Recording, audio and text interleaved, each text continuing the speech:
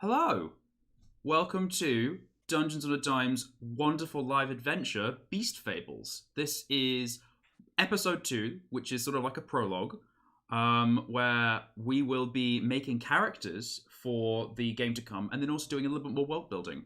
We're going to be streaming from about 12:30, which it is now, to about 2:30. We'll see how we go. So I'm Brian, I use he/him pronouns, and I run Dungeons on a Dime, which is lovely entry-level role-playing publisher.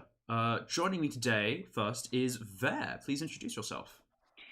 Hello everyone. My name is Ver.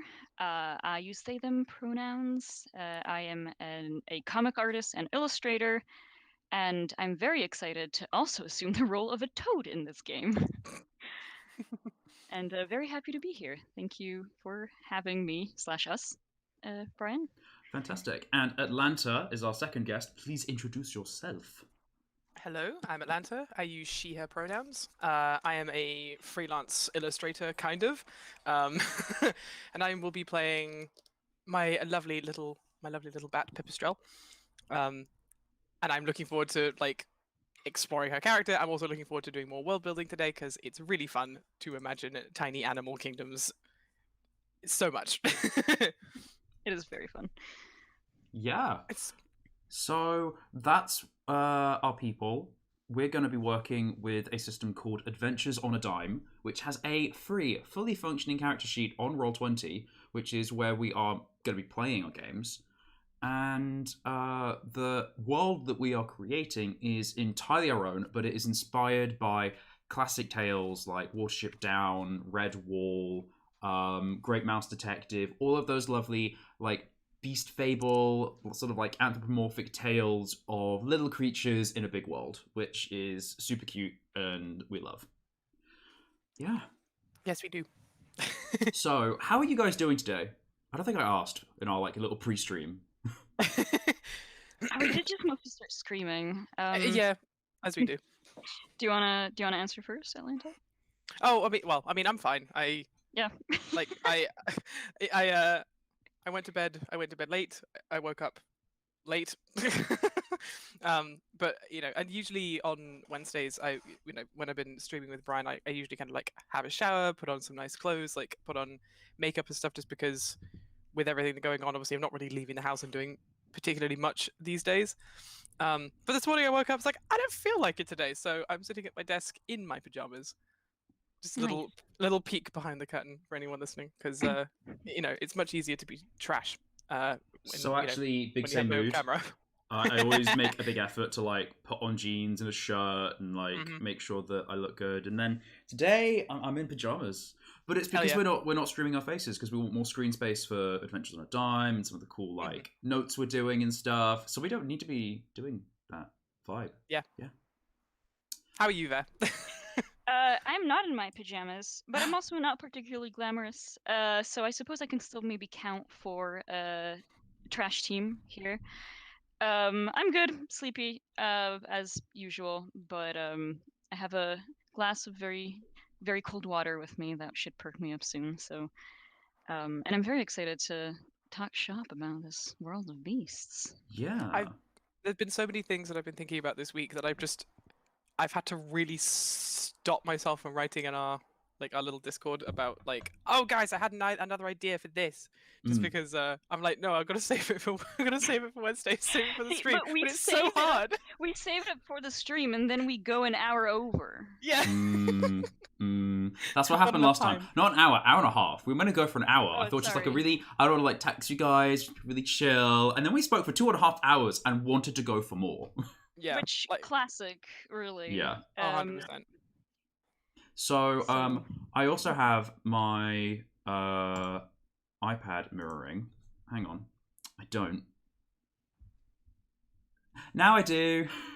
Everyone can see it. So I've got the... we've been working since our last show on a document called Known Truths, which is a concept that I know of or was first introduced in a game called Ironsworn, but ultimately I've been using it, or I've seen it used in other places as well. But this is just a document we've been writing of essentially all the objective information and objective opinions. Like, this opinion is held, but it's not like everyone knows that. And like, these places exist. This is how species relations work. So we've been kind of writing that up, and we might reference that as well. But like, we covered some really cool stuff last game. So if anyone wasn't here for that, ultimately we had this idea that there are some very interesting relations between larger and smaller sizes of creature. So there's two kinds of intelligence for the beasts of this place: sapience and sentience. Sapience being knowledge of tools and culture and clothing, and that sort of more like tactile intelligence. And then sentience being more of a cunning, capricious, and wise intelligence, relying on natural features. And it's directly relevant to the size of a creature as to which kind of intelligence you lean towards. They're both valid, and they're both equally as good as each other, and you can have aspects of both at all times. But smaller creatures tend towards sapience, using tools to get things done, and then larger creatures tend towards sentience because they're, say, like bears or deer, where they have these massive, very powerful tools at their disposal. And that can lead to some very interesting relations where, say, a city of mice don't want to get eaten by like a hawk, so they instead use tools to fish and then feed the hawk, and the hawk protects them. Yeah. So that can be really cool. We also discussed something like a cornerstone of the disposition to life and death for these creatures, how death is a natural part of this order, and how they relate to that and the notion of being prey and predator, which I think you had, definitely summed up very succinctly in this doc. Yeah. It was sort of like, there's no individual, like, if someone were to get killed today as humans, that'd be awful. And that's because we have a lot of individual meaning in our lives. And that's also because we don't have any predators trying to kill us. But I feel like in a beast world, they're much more understanding of, like, everyone's got to eat and I am food. But if we can find out an arrangement that works, then we can balance that. So, like, if an owl eating a mouse is not necessarily something to be upset about as like a social injustice. It's not the same concept as murder, because owls have to eat. However, if an owl is like specifically targeting a single burrow of mice and killing all of them, that is a big deal. So that idea of like the larger impact of your actions rather than just individual notions. It was an interesting concept to kind of work with because we had, I know last week we had a really long discussion just about the entire concept of, of death in general in this universe and what it actually means. And that, because death is such a sort of intrinsic part of life in this world, where the human elements of this game will come in is like, do they have things like funerals and burials and stuff? And for the most part we decided, well, no, not really, because unless an animal is murdered, there is no body, because usually they are killed or eaten or taken away by something. And like that whole sort of that whole ritualistic thing that we have in human society of burying the dead and having a funeral is sort of, you don't really have that. And how like the relationship with death it kind of, in a weird way, even though it was just kind of something that we discussed in passing, has kind of become kind of intrinsic to what this world will be, because it will sort of dictate how characters will react with so many situations, particularly when there is a chance that they could die. And there's going to be a lot of opportunities for our characters to really be in trouble, because we're playing. I mean, that's entirely up to Brian. Well, I mean, that is also entirely up to Brian, but we are also playing two like small creatures, like toads and bats are not exactly big and or dangerous. Yeah. Though we had, so this is something that we did discuss before our non-streamed game last week, where we had this entire talk about toads. Or I had a monologue about toads, rather, how toads being creatures that can be killed by certain other species, but are not very edible and are not creatures that are particularly enticing to hunt, in terms of just the fact that they're just nasty, and how in a world where a predator, like a fox, can say to another fox, "Hey, don't eat the toads. They're nasty." Toads are likely to not come under attack, and therefore their societies are kind of isolated and don't have the same scope of problems to deal with, and are kind of ignorant to a lot of these other small prey animals who do have to worry about their position in the food chain. And that kind of spurred the conversation of how toads live in relation to these other groups and societies, and all of that, and how I was kind of saying we had spoken a little bit of like, oh, if our characters met like a raven or a magpie, how whereas Atlanta's character Pip, the bat, might be quite apprehensive, my character would just be like, watch, I mean, we're all people here, we're fine, let's all just talk, and just not realize that maybe this creature could just mess him up for the heck of it if it felt like it. He's just like, well, why would you? I'm a toad. That was definitely interesting. Like the idea of like, oh, no one will eat me, and then like a crow descending and going, no, I'm not going to eat you. I'm just going to peck you to death. And then just the toad being like, oh no. No, he just wouldn't get it. He'd just be like, why would you do that? Like, that's incredibly rude and frankly in bad taste. And I love how honourable the toads are. Like, petition to change Balthazar's title to Balthazar the Inedible. One day, when he survives these adventures. Yeah, these birds that want to peck him. It's just like even the birds will think twice. Yeah. Maybe. Probably not. Running gag is that Stuff keeps trying to eat Balthazar. And every time he's like, nay, you idiot, you cannot eat me! I am Balthazar, I'm inedible! I am inedible! I am the inedible Balthazar! I will poison Actually, you with my the toxin. inedible Balthazar sounds better than Balthazar the Inedible. Yeah, that sounds like a show that I want to go see. I would watch that show. The inedible Balthazar. Mm-hmm. But that's the thing, that all toads are the inedible. Yeah, that's true. Name. That's how they perceive themselves. So, to him, it's just a natural order of things. Yeah. But anyway, that's the section about Balti covered. Yeah. So I think on sorry, Brian. Like that quick point, I'm going to swap back to the Roll20, and we're going to start with Ver. Introduce your character, El Todo. That's not quite his name, but you got close. El Todo. I suppose. Oh, I can actually upload a picture of him to. Because it's going to be an avatar, so it's probably going to be very little, but you'll still be able to see it. I wonder if it's loading. There we go. Oh, you can do that. So if you go into his bio now, Brian, if you click through his bio and info. Bam! He's big. Oh, there he is. Lovely. There we go. Oh wow, he's very, very big. There we are. Oh Lord. Oh Lord, he's coming to smash you with a hammer made out of the mauler of an ungulate, or because they're considered behemoths, correct? Or do they have a distinct name? I don't quite remember. No, right now, that was something we discussed. Was that essentially all beasts are intelligent and can talk to each other. The exception being fish and bugs, which are canonically non-intelligent. They do not have that fish. level of thought.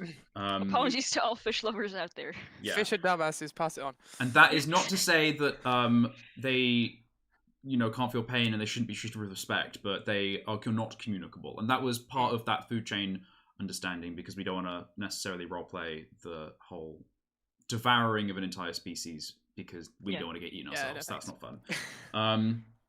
So, where was I going with this? But the behemoths. Behemoths, yes. A distinction so among beasts. They are the larger, I say larger, like the large creatures. And they have this sort of dragon-like approach narratively. So, like, an example of a behemoth is a deer, a bear, a boar, and they are so large that they are individual in the ecosystem, in the same way that they are very much high up or top of their food chain in the real world. And so they are intelligent and understanding and feeling, and they're capricious. So, like, if you talk to a bear, the bear is as likely. Well, a bear's a bad example. A bear wouldn't eat a mouse, but like a hawk or an owl. An owl is as likely to strike a deal with mice as it is just to eat them. In the same way that a dragon would entertain the idea of like speaking to a knight, but might also just be like, barbecue. Yeah. So, and among the behemoths are also enormous prey animals such as deer, and it is out of the tooth of one of these creatures that Balthazar has a warhammer. In fact, in the picture. I think this is something, again, I love this because we keep being like, oh, this would be so cool, and what about this? When we start this game, we'll be a bit more focused, but I very much, we talked about the idea of the Boar Wars, I think, last stream. Yes, the Boar Wars. Because we talked about... yeah, the behemoths are like into a world of their own, but prey behemoths, so like deer and boars and other creatures of that size, are the most selfish because, in a way, smaller prey animals, say like mice and voles and toads, at the lower down in the food chain, can offer them nothing because ultimately they need them for protection. And equally, those larger prey animals are still being hunted down by wolves and by bears and things like that. They will still be eaten by them. And the smaller prey are also food for these larger prey. Like, a boar might just go in and just completely devour, not the mice, but the place the mice are living. Or root around for truffles there. Are omnivores. Like, I think much like a pig, they wouldn't really... They just gobble something up. Yeah, so like a hurricane, they just come through and they're like, oh, that looks yum, and they just munch, and then your entire farm is gone. Everything. Yeah. Yeah. So, and because they're so big, they can also pose a threat to predators as well. So they to some degree upset the natural balance when there are too many of them. We discussed the idea of the Boar Wars, where a large party of boars came through, and many small beasts and large beasts had to, as a society, come together across the whole forest to kill them and drive them off because there were too many of them and they were destroying a lot of the societies and guilds. So you had small beasts hampering them so that large beasts and other behemoths could come along and kill them without themselves getting maimed. And then you had small beasts, large beasts would eat their fill, and then small beasts would come in to strip the rest and deal with it so that you didn't have large piles of decaying flesh that could then, infect water sources and attract disease and stuff like that. So you had like whole communities of like ant farmers and fly farmers and otters and all sorts of different creatures working together to like take down these boars. And I would like it for the adventure if you guys are coming out of the Boar War.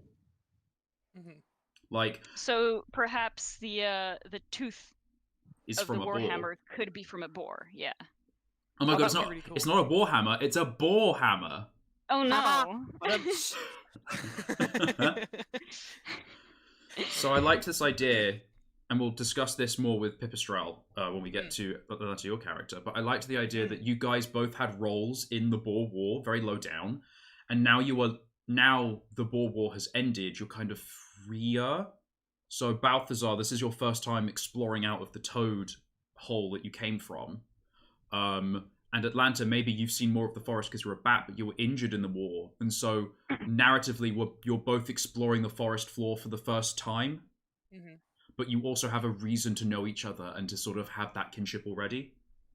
Well, I was thinking because, and we'll get onto this more when we actually get to Pip's character properly. But, one of the things I was thinking of is because Pip, I imagined her to be part of a messengers guild. That would have been her role during the Boar War, would have been ferrying important messages to and from like forces, sort of saying like, here's the position of this thing, here's the position of like this army or these people.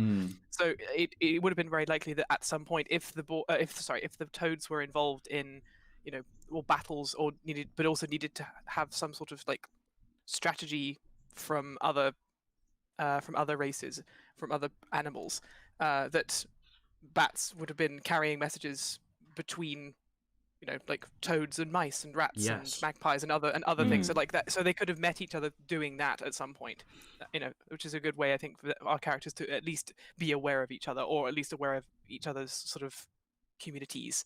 Yeah. in So, a way. Yeah, sorry. pulling it back to the original point, Yes. who is Balthazar? Yes. Balthazar is a toad who hails from Blueberry Pond, which is a toad. I'd probably describe it as a toad keep. So it is. I imagine it as a remnant of a tree trunk, which is kind of like the little fortress part, Mm-hmm. and it oversees a small pond, which is their domain. Where they hold wonderful games and have farms of slugs so they can eat them, and raise pond skaters and stuff like that. And Balthazar is part of this family of toads that live there. Yeah, because they're all kind of, but maybe not even so much. Oh, they're probably all in some way related. It's kind of like just one big society of toads who all consider themselves equal. They're all members of this fine family, or this fine toaddom of Blueberry Pond. And he is, since we have also kind of discussed ages a little bit, how we will parse age of creatures, because I don't think toads live like maybe 6 to 8 years, or maybe more. Amphibians have a very strange lifespan. It varies, I think, largely, but we've kind of unified the ages of these creatures to be relative to how we as humans think of ages. So an 80-year-old is old, a 20-year-old is young. Yeah. And then the much larger creatures like a bear will live to the equivalent of 400, 500, 800 years. Yeah. So Balthazar is a probably the equivalent of someone who's like 25-ish, 26. Yeah. Or even, I would say, like, because this is some interesting role-playing study literature that I read, the importance of roleplay is contextualizing experiences by using language that everyone's familiar with. Let's say that, like, we are converting into, so he is 25, and the lifespan, like, we have years as humans would, so like you don't see like 2 years and then you die, you see like 25 years, if that makes sense. So Balthazar is 25, and toads live to about 80. Yes. I said like around, because I'm not just set on his age necessarily, but he's just like a somewhere between an adult and a young adult. Because the revelation or the idea of our characters emerging from the Boer Wars is relatively recent, I haven't considered his role in it beyond the fact that the toads rarely participate in the business of the many other animals in their forest, because they're so secluded. They don't have to worry about the same things other worry about. The Boer Wars would probably affect them. So I imagine in a toad fashion, they raised the Toad Army of Blueberry Pond and marched on to help where they could, as ground troops, presumably. Though also makers of poison, because of like the toxins that they create on their skin, which might be good for debilitating some boars, for example. So presumably Balthazar was probably part of such a venture. And like all the toads in these toad keeps are the equivalent of like nobility or knights, just in terms of everyone being like, haha, we're here to serve and protect and be wonderful Samaritans and stuff like that. And that's, I think, as far as I have in terms of like history specifically. As far as his personality, as I have revealed a few times already during this stream, he is very very joyously noble, and like toads, I suppose, have certain dispositions that they share, once again because of what they are, and their position in society, and they are both in some way kind of ignorant and self-centered, but also very generous. They manage to balance that, where So this character isn't. I imagine out of our three characteristics of cunning, vigor, and willpower, his cunning's probably very low. He is not. He's just never had to be very perceptive of things and having to use much of his wits necessarily, or either to outsmart other people or just navigate society, because of it's always just been toads. So he's kind of gullible, both gullible and ignorant in that way.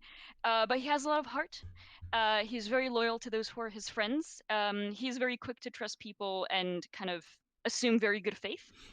But fool me once, and you will see the end of my boar hammer. He is definitely very brave, and but because of his disposition, sometimes reaches that line of being also very foolish in his bravery. And I think that's about as much as I have to say about him at this point, unless I didn't think of anything. But that's kind of the broad strokes of this character, where he came from, what his people, the toads, are like, and how he fits in, and how his disposition plays out. Okay. As a quick note to contextualize locations and that sort of vibe, as a reminder, we're setting this in Scotland, in sort of like 800 Scotland, maybe like 7th, 8th century. And I picked an actual real place for us to like sort of base this on, which is like the Loch Lomond and Trossachs National Park, because it's a nice mixture of like big mountains, lochs, lakes, actual rivers, seawater, little islands, a lot of forest. And as it turns out, Trossach is an old Scots word which kind of translates to sort of bristly, and Lomond vaguely translates to crossing, as in like travel, moving to one place to another. So we're playing in the world of the bristly forest and the crossing loch. I love that. That's so cool. Also, I love Loch Lomond. I've been there several times, and actually, when I was thinking about like settings and things like that, I was thinking about places kind of relatively close to where my mum lives, up north, in the northern parts of Scotland, and she's not too far away from Loch Lomond. And I was thinking about that as a reference when I was thinking about Pip. So like that's cool. It's really cool. So that is really cute. I've driven past the loch with my dad when we went on a big tour of the west coast of Scotland, and beautiful, so beautiful. But yes, it's a really lovely area, and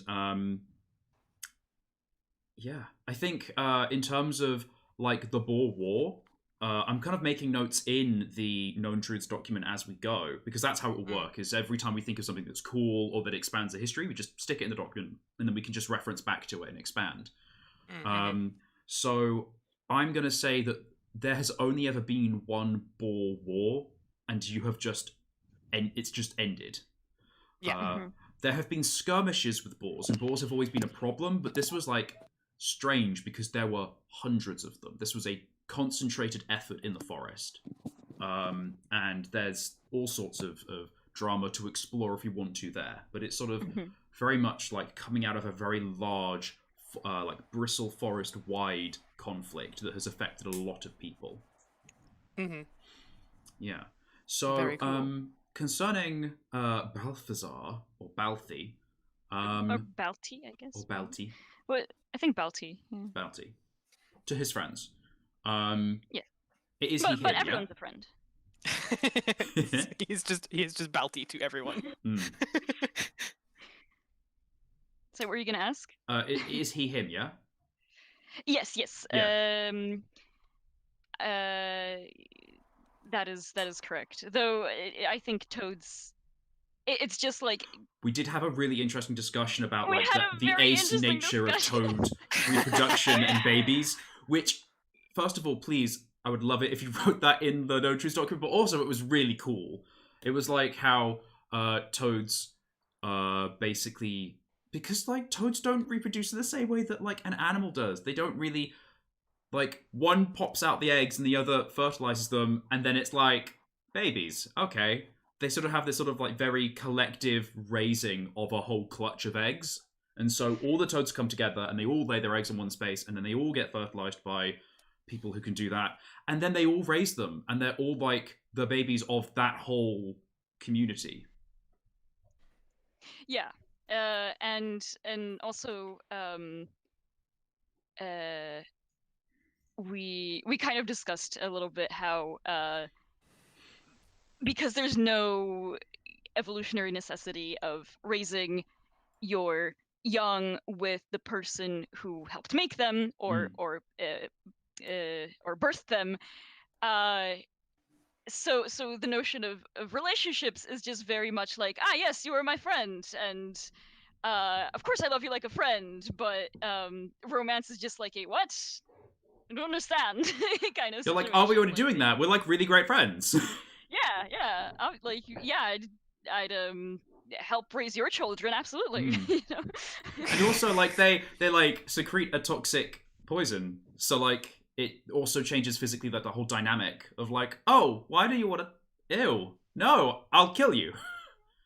Yeah, by accident. Though I do imagine them being like, I would absolutely imagine in a moment of joy, just Balthazar, picking Pip up and spinning her around and stuff like that. But I suppose, just due to their oh my god, physicality. Side idea of Toad toxin law is that if they live together, they like harmonize, and so it's sort of it's like hay fever. Like if you go to a different toad log, you have to acclimatize to the toxins there, and then you can be fine. But then if you immediately are like getting all like, oh hey, and like high fiving a toad you've never seen before, you'll be like, I've got a rash now. Well, from what I understand, they secrete toxin from their skin as a defense mechanism. It's not like their skin is always particularly covered in it. Okay. But that's it's kind of fun and interesting to think about. But also, I would definitely like for Balthazar to just be able to high five people without terrible repercussions, just for the sake of fun. But it's, I guess, something to think about. I just hadn't considered it maybe more that than could just be our conversation. that could be something interesting. Is that like, well, let's get to starting on the character development, and then we'll get to it in the jobs. So yes. So in Adventures on a Dime, it's a very simple system where you have 3 statistics. These summarize what a character is good at. Those are cunning, vigor, and willpower.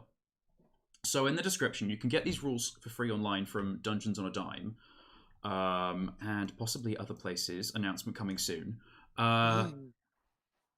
The descriptions of these abilities are: a cunning adventurer is intelligent and sly. They are aware of their surroundings, think quickly on their feet, and effortlessly recall information.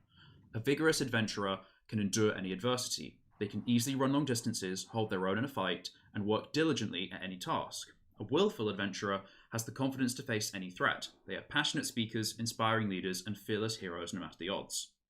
With that in mind, what sort of sizes of die do you think Balthazar has? Because the larger the size of die, the better they are at that ability. Yes. As I mentioned, his cunning will be very low. I would even be tempted to just make it a D4, just because that's funny. And he's definitely like the vigor and willpower. I imagine vigor and willpower are very probably willpower more. The notion of being very courageous and wanting to or having the courage to overcome obstacles. And he, well, I mentioned that with that low cunning, maybe he is not the most perceptive person, but he has so much heart that I imagine the notion of being charismatic through willpower comes from just being very earnest and captivating people just with that very straightforward and positive attitude that a toad could have. So you have a die size which represents the ability. They can range from a D4 to a D12, D being dice, and then the number being the amount of sides it has. So, for example, we can make the willpower a d12, and that changes what's called the characteristic associated with that ability. So a d12 willpower is heroic, which I think, with the way you're describing Balthazar, really, really just it makes sense. Yeah, I think it is primarily that notion of being heroic that it's what he uses to carry himself through situations, so to say. And even at the he's gonna be, heroic and like when I'm looking at the thing now, foolish and heroic, I'm like, yeah, not frail, but foolish and heroic. Yeah. Just want to see what the cautious. So with vigor, the tags are frail for d4, healthy for d6, fit for d8, hardy for d10, and enduring for d12. So the total of the dice that you use have to be 24. So 12 plus 8 16. plus 4 is 24, for example. So if you're keeping your cunning a d4 for foolish, then your vigor would be a d8, which would be fit. Now, you could take your willpower down to a d10 and put your vigor up to a d10, so you're hardy and charismatic. That's also an option. I think I'm quite tempted to just min-max him in this way. I do imagine that, like, I would describe him as hardy rather than just fit. But it could well be that the D8 comes from just being kind of inhibited by the physicality of a toad. They're not particularly spry creatures. They have. I don't think they can jump as far as frogs can. They're just kind of. They're just vibing in the mud, you know. I feel like that's they their don't thing. have ribs. Like they. As far as I traded. can tell, toads don't really jump at all. They actually are much more prone to like they are much more prone to like crawling along. They like I've seen them hop like a little bit. Like they definitely don't. Oh yeah, they definitely don't jump like frogs do though, with those like ridiculous back legs that frogs have. Well, that's really cute. That's the defense mechanism that differentiates between those two amphibians. Frogs don't have a toxin, so they leap real quick and at the drop of a hat to get out of harm's way. And toads are poisonous, and all the other creatures know they're poisonous, and so they're just like, fine, if you want to eat me, I can't stop you, but equally, I'll take you down with me.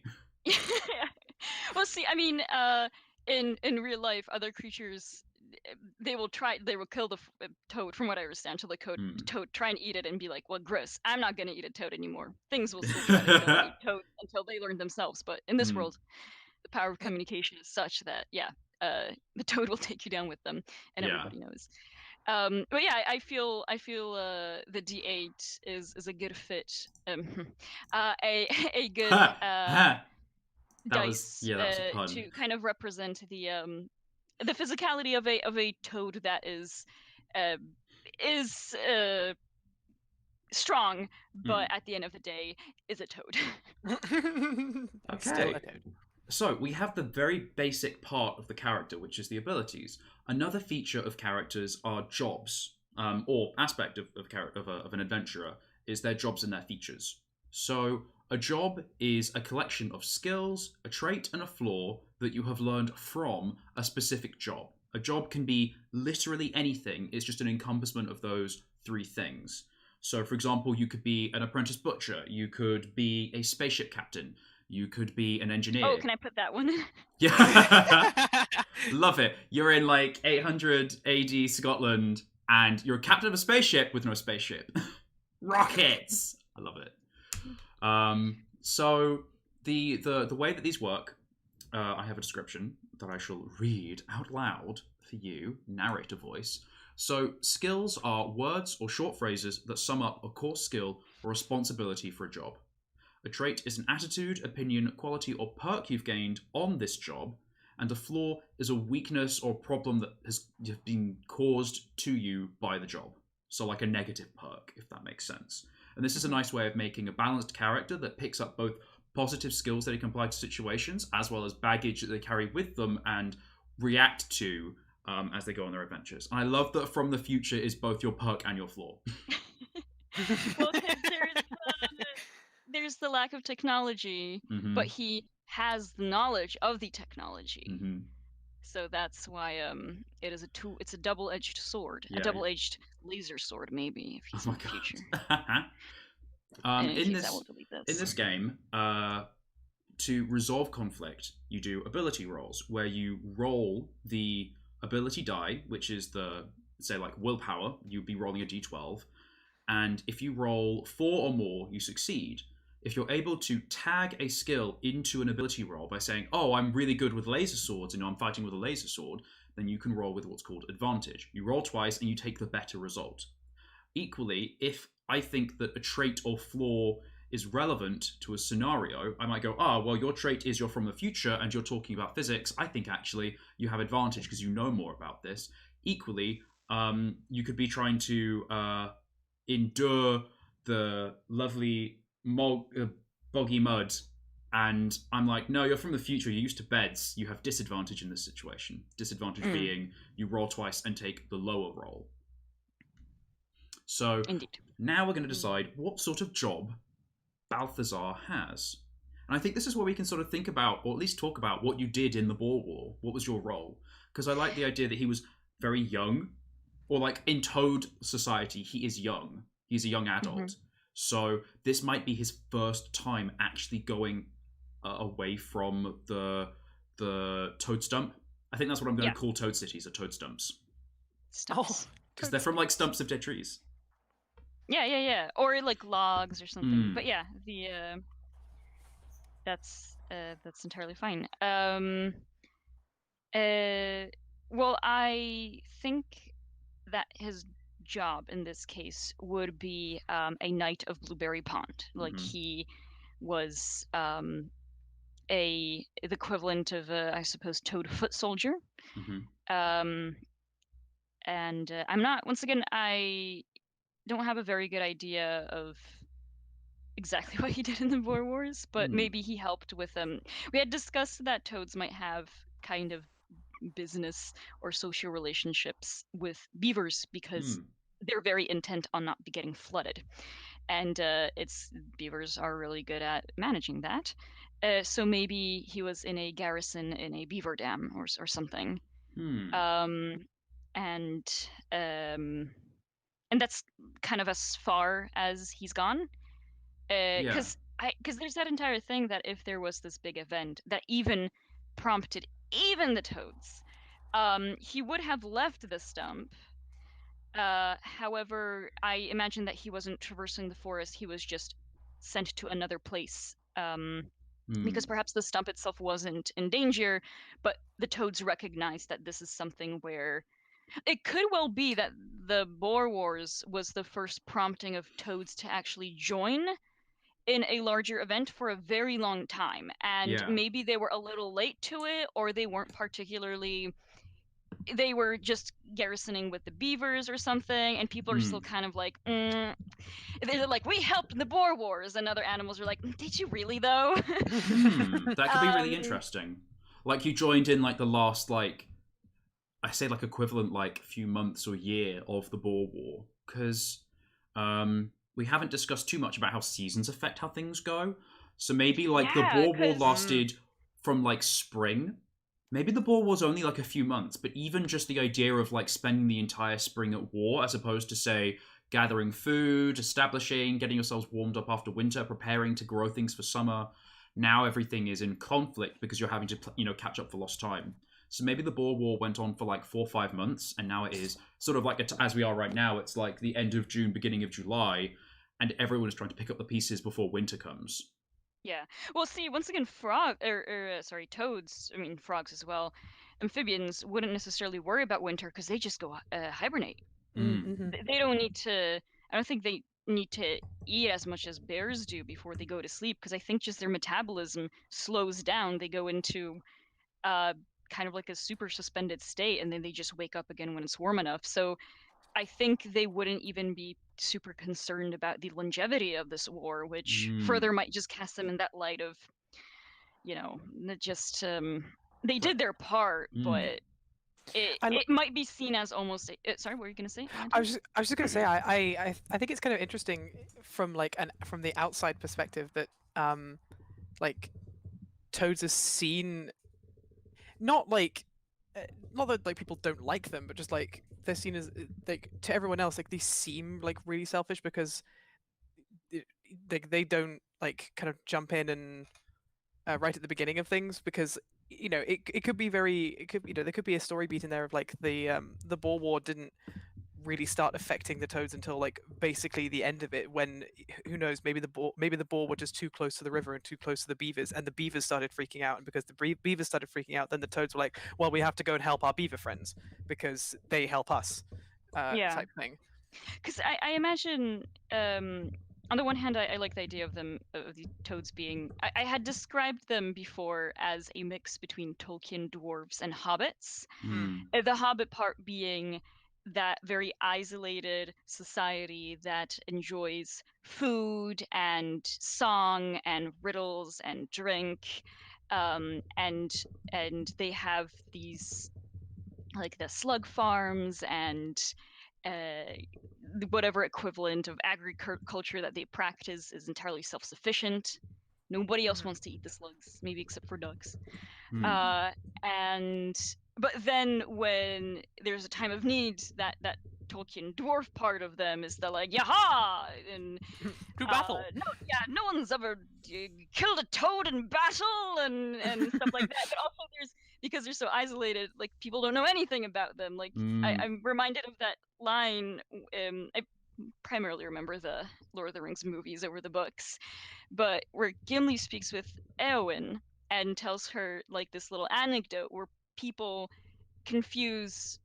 confused about what dwarf women look like, to the extent where they think there's no dwarf women and the dwarfs just pop out of the ground. And I kind of imagine there being just these strange ideas of what the toads are like, or what they do. Not that they're like bad stories, but simply a result of people just don't knowing because the toads are scarce in that way. And then they joined the Boer Wars, and they were, I do imagine there are very thorough, so to speak, like they wouldn't half-ass it, but they just needed, I think it's like when they commit, it's 100%.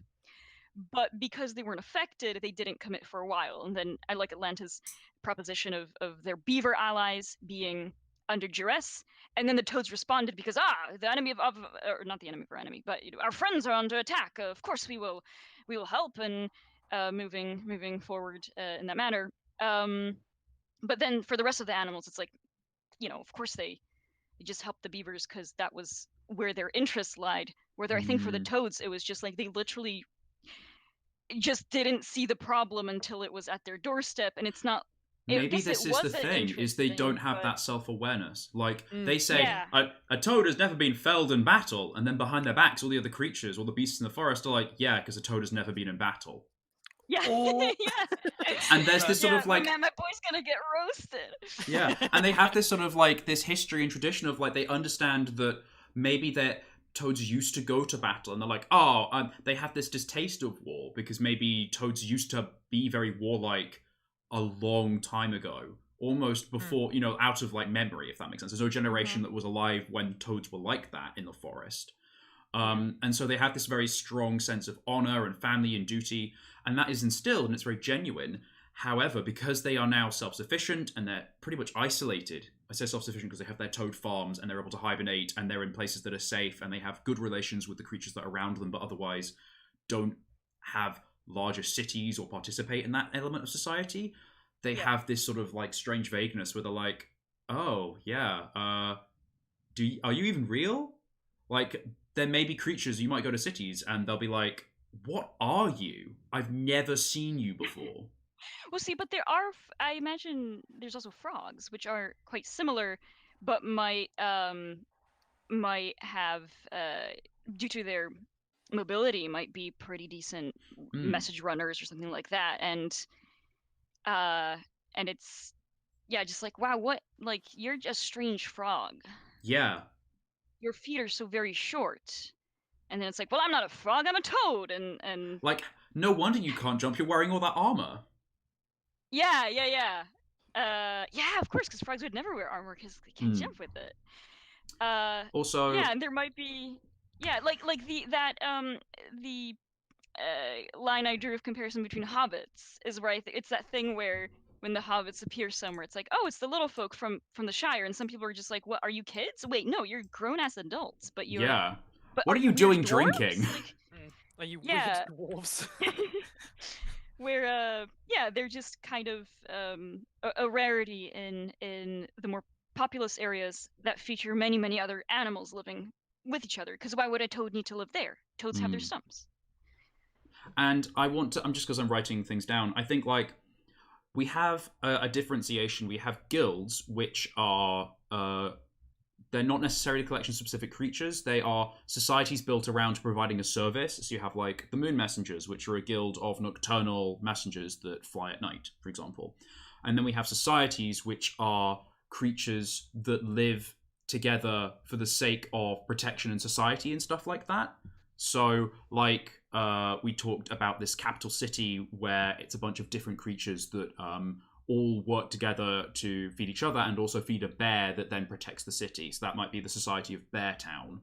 But I like the idea that, like, you have the Toad Lodge, and they are, or even like the Toad Log, and they are like the council of toads that all help run the Toad Stumps, which are the different toad cities. And I suppose would be probably it's the lodge. I like lodge better just because it's word that actually kind of means, well, log means something, but yeah. I like that it's not, it's kind of like stumps are already there as just the physical actual object. But I suppose the lodge would be probably the people who commissioned the weatherworts as well. Yeah, put in. They're the ones who, like, are paying out for, like, they're like the Arts Council England of the Toad world. Yeah. But yeah, I suppose they would be, there would be some kind of centralized group, a council of sorts that keeps the stumps, because the stumps do remain in contact with each other, because all toads are just like, we're all family, we're all cousins, like maybe not literally, but that's how they would speak of each other. Where there's also, imagine in their language, the distinction of capital C cousin, which is another toad, and lower C cousin, which is a frog. Where it's like, cool. Yeah, but they would, I do imagine that quite often a toad addressing a toad of the same or younger age calls them cousin, but a toad addressing a toad of an older age calls them auntie or uncle. And it's all just very familial in that way. And having it, the lodge, the Toad Lodge, coordinate stuff is definitely something that I can imagine being a thing.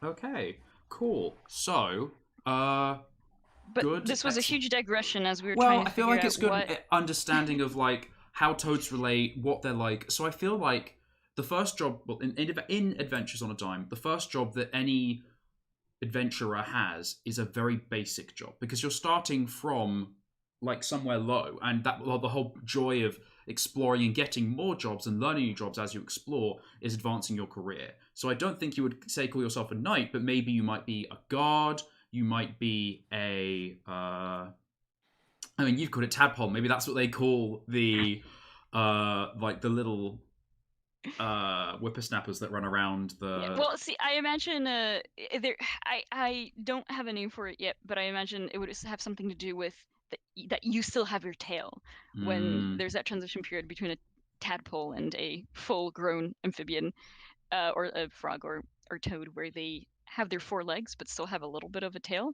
and that designates, like, the young. Those are like the teenagers, you know. Oh, toadpole. Toadpole. Toadpole. Yeah, that's the teenager. Yeah. But I suppose a maybe garrison guard, because he didn't. Yeah, I imagine perhaps he didn't see, like, he might have seen a little bit of fighting action at the very end. Maybe a boar was felled outside of the dam. That's where he got his warhammer. Yeah. As maybe they were part of some kind of ambush on some lingering boars, or one lingering boar, and that's like this big deal, big badge of honor that he has this hammer fastened out of the molar of a boar, and it's or do you think maybe he was like a squire to an older toad? Hmm. Yeah, that could work too. Because Though, I like because I'm thinking of like war and war as a theme in storytelling. Like maybe there is a large amount of people who have been hurt or injured or killed out of this war, and like maybe not a whole generation, but large segments of generations are gone. And so maybe he was a squire for a knight, and he got the warhammer and the armor because his knight was killed, and ultimately there's no one else to take it. So it's just he's sort of been promoted, which is now why he's exploring the forest and representing the Toad people, even though he's very young. Yeah, I suppose being kind of thrust into that role and having a little bit of a sad note there as well could be a good character like thing to kind of hitch some stuff around. So a squire. I wanted like a fun name for it, like not like Toad Squire, but something like Squat Squire or something like that. Just Toadstool? I like the idea of Toadstool, so that you were like supportive and helpful. Yeah, Toadstool Squire. Yeah. So I suppose he was squiring under this older toad.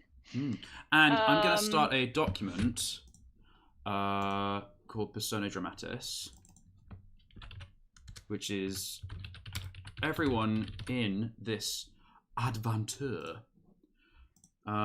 So, who was this toad? This toad was a female toad called Lavinia.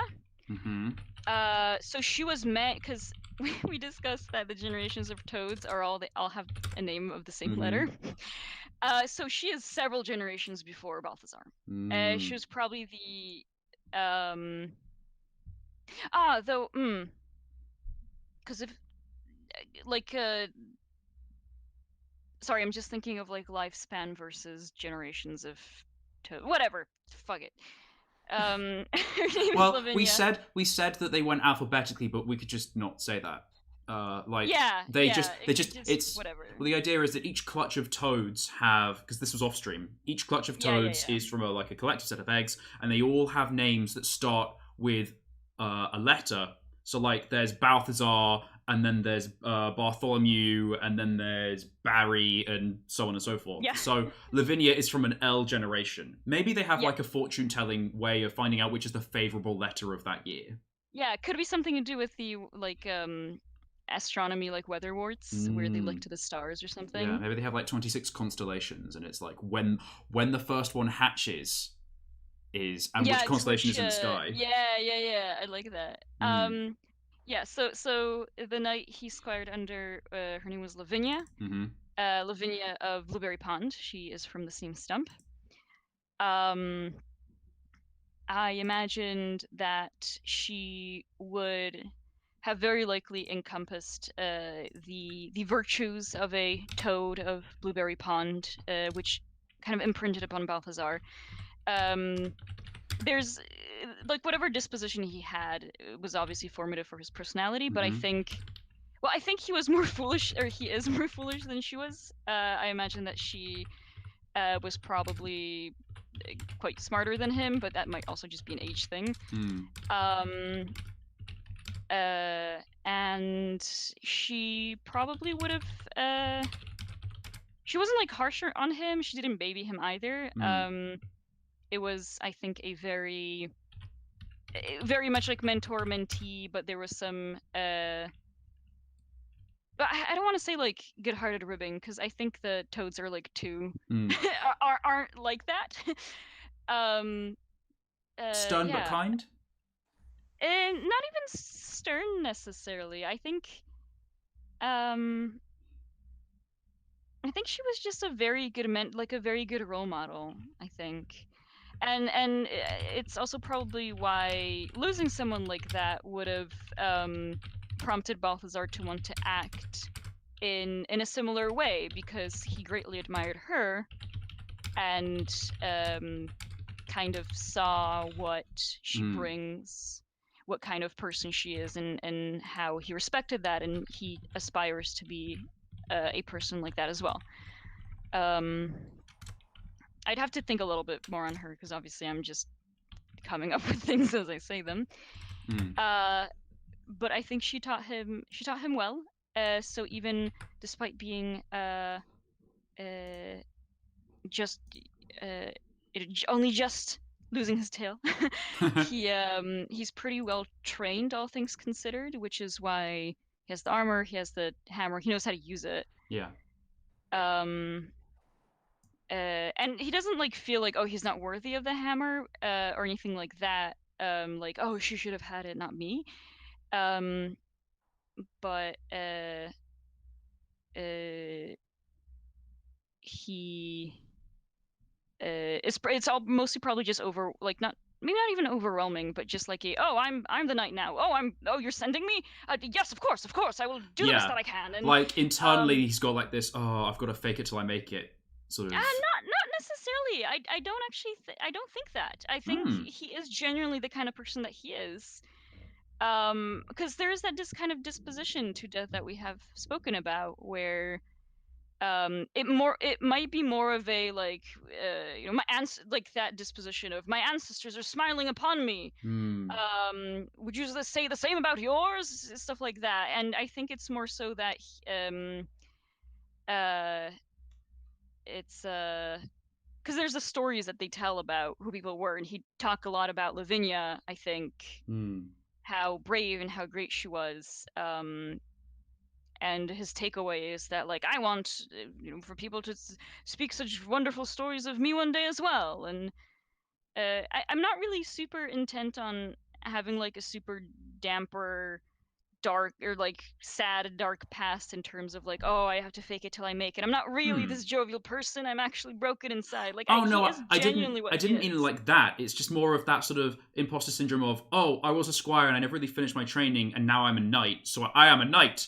And then being like, do I know how to do this? What would Lavinia do? I'll do that. That's what I meant. Yeah, there's probably a lot of what would Lavinia do. Yeah. But just as a like, well, she was always. But it's probably like, what would Lavinia do? And there's one Lavinia on his shoulder that says, consider the enemy. What is your positioning? And another Lavinia that says, smash it with your hammer. And he's like, I'll smash it with my hammer. Okay. So cool. What sort of skills? I'd probably have to think more of like who Lavinia was and how that informed him. But that is something fun. I like the dynamic of like maybe that's why his cunning is very low, because is he thinking of what Lavinia would do, or is he just giving into like what really he wants to do in the moment, sort of thing? Yeah, probably, yeah. So, because I mean, I also like once again don't imagine that Lavinia was some kind of. She wasn't Sir Eleanor the Knight of Sorrows from a previous game. She was probably also quite boisterous and, but she had more wisdom to her. I think she had a wisdom, but she also had a well-honed ferocity that could carry her through. And she was probably also, I think she was also considered very lucky, like the toad upon whom the stars smile, or something like that, where she would there's stories probably about her, how she'd get out of situations in a pinch, and it's so incredible. And maybe Balthazar isn't quite as lucky. Yeah. But he would still proceed the way that he imagines she would. And maybe that's where Pip is going to have to bail him out sometimes. Okay, so as a Toadstool Squire, what sort of things would he have done? What skills would he have learned on this job?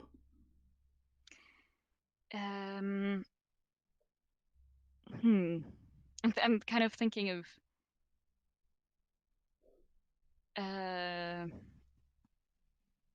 oh god, time to fill the air with silence.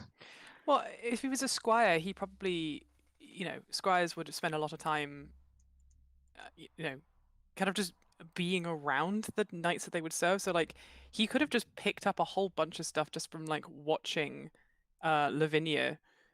Well, yeah, but I'm kind of trying to think of, though. Actually, maybe one thing could be like kind of knight etiquette. Yeah, see, that's what I was going to say. Like some sort of like diplomacy type something. Not diplomacy necessarily. That's probably not a good word, but like that kind of chivalrous nature Oh, of knights. chivalry! It's chivalry, yeah. I would say skill 1 is chivalrous etiquette. Yeah, there we go. That's it. Chivalrous etiquette, yeah. Yeah, because it's specifically speaking to other people, and I think that... Oh, I wrote that wrong. I think that is both building people up, but also speaking with superiors, or if there's people that you are commanding, that's the notion where the building people up would come in, where it's kind of like putting on that, like it can be putting on the brave face or just projecting your brave face, because I don't think he needs to put one on necessarily. I'm thinking of something like Undaunted, like he bounces back from setbacks. I'd say that's a good trait. Oh yeah, actually. That's more like an approach to life. So yeah, that is true. Because I think it could express itself well in terms of like if there's a conversation and someone says, no, you can't do that, and he would just be able to make a really earnest argument for why he thinks he can, because he is undaunted, or him and Pip, why they can do something. But also a situation where you're struck down, and you always get up and stuff like that. I feel like a good balance of that would be like the trait would be like undaunted, and the flaw would be stubborn. Yes. Yeah. Oh yeah, definitely. Like that balance of like he's really good at that coin. Yeah. Absolutely, I really like that, and definitely I absolutely would imagine him being like stubborn in the sense of when he decides to do something, he does it, because I imagine that he is like open-minded, like how toads are just very curious about like, oh, what are you, and he's not going to be stubborn about maybe preconceived notions as much. Stubborn in the sense of like once he's stuck in, like once he's doing something, he'll see it through. Yeah, for better or for worse. Yeah, I really like that.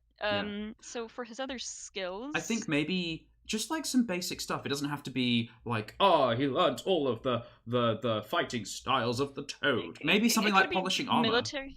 Sorry? Polishing armor. Polishing armor? Yeah, or like cleaning equipment. Something that you, because the joy about skills is finding new ways to apply them. So like you can say, oh, I'm really good at cleaning armor.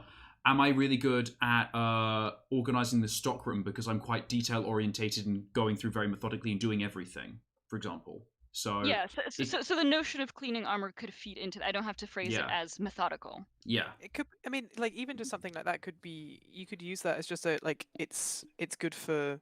He's very good at like general maintenance, like taking care of equipment, which would actually be incredibly useful particularly if we're going on adventures where we're not going to be we're to be in a wood and out in the open a lot, where you would need to take care of that kind of stuff. Yeah. So I'll write it as taking care of equipment, because perfect. Maybe Lavinia had, because I love the visual image of a toad riding on a horned beetle. Oh my god, yes. Or some, I guess there's. Oh my god, beetle handling. But we have got stag beetles in the UK. Yeah. Oh, okay, sweet. Yeah, get them stag beetles. Yeah, your third skill could be beetle handling. Maybe you're really good with Lavinia's beetle. Sure, I'll take beetle handling. Amazing. I love that. He just knows where the best parts of their chitinous armor to scritch for them to make funny skritting noises. What kind of like oils you need to use to polish their husks and stuff. What's this? Sorry, I like the right oils to use to polish their shells. Yeah, and then combining that with my taking care of equipment, I can make one dang shiny beetle. Yes. It's gonna be very happy. Okay. Yeah, and I like that. So that's your job. I'm also going to add a features area for you. So the way that features work is it can be any skill, trait, or flaw. They're not related to a job. They're just individual elements. I'm going to give you a skill, and I'm just going to call it stress toxins. When you are stressed, you secrete a toxin. And I like the idea that allows you to like high five and hug people and be like, yay! But also maybe if you're stressed and anyone goes near you, then you have that toxic effect. And in combat, when you're stressed, if something tries to eat you, then bleh. Yeah, but also if there's just a very tense meeting with the king of the mice, and if I lose, I do have good willpower, so hopefully I wouldn't lose my cool. But if I do, that might be a detriment in that situation. So yeah, I do like that as a feature. Also, could I have a feature called amphibious that I can swim? And well, actually, wait, no, yeah, toads swim because They do swim. They just don't swim as like heartily and as readily as like frogs do. Yeah. But they definitely do swim. They are amphibious creatures. But I Yes. guess let me just see if it's like, well, because they breathe through their skin, so I guess they can kind of hang out in the water for a long time. But I have to read up on that because it might be different than it can be as amphibious as like a rat is amphibious, where a rat can also swim, but isn't necessarily gonna breathe underwater or anything, or be able to hold its breath more than a normal creature. So I'm also going to give I'll double you check that in terms of just physical a capabilities. flaw called moisture sensitive. So you are particularly sensitive to very dry environments. So like the average walking around the forest is fine, but like sitting on a baking hot stone will not be a fun experience for you. No. I'm quickly yeah, amphibians are gonna have a bad time in dry. Yeah. So it could even be to the extent where if we're in like a lovely lodge that has a fireplace crackling, he needs to cover himself with just like a wet towel because it's nice to be warm. But or sit behind a screen. That's so cute. Oh my god, toad screens. Okay, so that's your job. We've got you relevant features that are relevant to being a toad, because it's not like being a toad is not a job in the sense of like I have gotten something negative from being a toad, but nobody likes me. Yeah. Negative features. People think I'm slimy and gross. So the last thing. Nobody wants to give hugs. The last thing we need to do. Oh no! Keeping this on track, guys. Sorry. Last thing we need to do is your standard gear. So I'm gonna just so that people can see it. Scroll down to look. So this is your inventory. Standard gear is things that you carry with you and that you have all the time. And they are 4 tools, a weapon, packed lunch, money, a light source, and a backpack. Alrighty. And those are things that you always have with you. You also have carried items. An item is, or a carried item is, an object that you can hold in 1 or 2 hands. And that's like the requirement for it. I would say clothing is not a standard gear. I will say that one of your carried items, I will give you a carried item, and that is armor. Because you have got your toad armor. Yes. Blueberry armor. Yes. But let's figure out your tools and your weapons really quickly. So what 4 tools would you have from being a squire? I would have a set for polishing armor. All the necessary bits and bobs. I would have I want one of my tools to just be like a very lovely oh god, embroidered just like special handkerchief that many of the knights carry, like to dab themselves if they're stressed. Yes. But also like maybe it's something that's the thing that they like dampen with water and like put on their heads to not get too hot from or too dry skinned or something. It's like a multi-purpose cloth. Yeah. It's lovingly embroidered by the older toads, the toad elders, knitting away or embroidering away in the halls of the stump. And other squire things. Probably like a cutting knife or something with which he could prepare meals for Lavinia. So some manner of probably like a mess kit kind of. Is that what it's called? Mess kit's a good cooking word. Utensils or mess kit. Yeah. Yeah. Because like cooking utensils like a pot and ladle and stuff, while a mess kit is like it's multi-purpose. Yeah. Like that sort of spork that also has a knife on it. Yes, exactly. And the last thing. Maybe it could be a banner of Mhm. Blueberry Pond.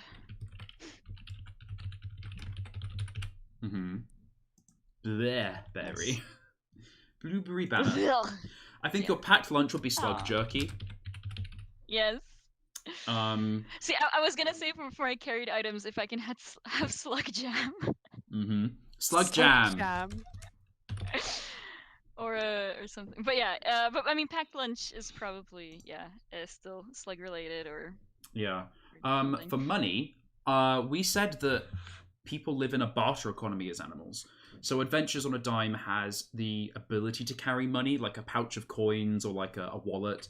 I'm just going to put a dash there because that's not necessarily yeah, really, we should relevant. have favors instead of money. Light source, I will give you a lantern. Yeah. Can it be a lantern where if I catch a firefly, I can put it inside? It's very big. And backpack. There we go. We have your character. One full Balthazar. Indeed. So to go back over it, your name is Balthazar, and you are foolish, fit, and heroic. This is big himbo energy. Oh gosh, but he's not like a giant ripped toad. He's I imagine he's smaller than Pip. He's just a little boy. But this is the thing. I guess for like he carries some of that energy in him. Yeah, but also like this is relevant to you, a toad. So like if like a hawk came down and picked you up, I don't think it doesn't matter how vigorous you are. Like it just does. Yeah, I guess sizes are Yeah. I suppose. So we'll figure that out in the scale of the world, which is again something I hadn't considered for Adventures on a Dime. Is what happens if a massive creature comes along and just picks up your adventurer. You roll a new one. Oh my god. Was not expecting that. You were a toadstool squire. While being a squire, you learned chivalrous etiquette, how to take care of equipment, and how to handle beetles. You are undaunted by difficult tasks, but equally you are stubborn at finishing them no matter the danger. You also secrete toxins when stressed. You are amphibious and are sensitive to dry conditions. You have a polishing kit, an embroidered handkerchief, a mess kit, and a blueberry banner all packed away in your backpack, along with a jar of slug jam, and you carry your boar hammer over your shoulder. Oh, no, maybe it's like a knapsack? Like a handkerchief, and it is on the end of your boar hammer. Oh, yeah, that's so cute. I like that. And then you can just, like, shrug it off, and then, like, boar hammer active. Yes. Yeah, I have to say, activate boar hammer. At night, you have the firefly lantern hooked on the other end of your hammer, so it's balanced. Yes, that's where it is. So you have like your firefly lantern and your knapsack hung at the other end of the hammer, and then it's like a milkmaid thing. You know, it's over the shoulders and you're sort of carrying it. Yeah. Perfect. And you also have armor as one of your carried items. Indeed. Perfect. So that is Balthazar. Now we're going to move on to the very exciting Pipistrel. Yay! Can you remind us her full title, Atlanta? I can. She is Pipistrel, Messenger of the Ancient Oaks. So cool. I will change that title because I wrote some stuff about Ancient Oak. It's Odoak. Oh, okay. What? Because it was originally... So that the city that you are from, the Ancient Green Oak, has over the centuries shortened down, as many names do, from Ancient Green Oak to Ancient Oak to Old Oak to All Oak to Odoak. Odoak, oh my god. So, love that. That's adorable. Formally, there might be a crest or like old parts of the tree where the name is carved Ancient Green Oak, but everyone calls it Odoak because it's the Odoak. I like that. That's really cool. So you're a messenger of the... you are part of the Moon Messenger Guild, who are nocturnal bat messengers who fly messages at night from dusk till dawn. And you are part of the Odoak chapter. Yes. Cool. So, do you have an image of Pipistrel, I know you do. Yes, I mean, I sent you like most of the pictures I've done of her last night. Now I have to remember how to. Oh no, Roll20 just decided to not. Roll20 decided to not. I apologize, stream. Cannot handle the wonder that is Pipistrel. It just closed. Oh, great. This is what comes from having 3 Google Chrome tabs open at the same time. Yeah. Google Chrome really, really devours your CPU. Like it's fucking really awful. Yeah. I'm actually like I have been drawing the entire time we've been talking. I've been working on another picture of Balthi and of Pip, and like I've had to stop because my Photoshop is just not playing ball because because Google Chrome is taking up like so much of my CPU. It's fucking ridiculous. I've got a beefy computer as well, and it's still like I'm like Chrome. Come on. Anyway, sorry. I've got 64 gigabytes of RAM, and 63 of them are devoted to Google Chrome. Yep. Photoshop surviving with a 1 gigabyte, like. Please, sir, can I have a gigabyte, sir? Please, sir, can I have some more? Yes. So, Pipistrel, I know that there is artwork. Mm-hmm. In fact, I think I have it on my computer. So yeah, I mean, actually, I still don't know how to use Roll20 properly. So I think could you upload it? Because I don't know how to upload it. You have to tell me it's off screen. Oh no, the file is too big. Oh shit. I have a smaller version I can send you. Hang on, I have an idea. I'm just gonna bloop, bloop, bloop. That didn't work.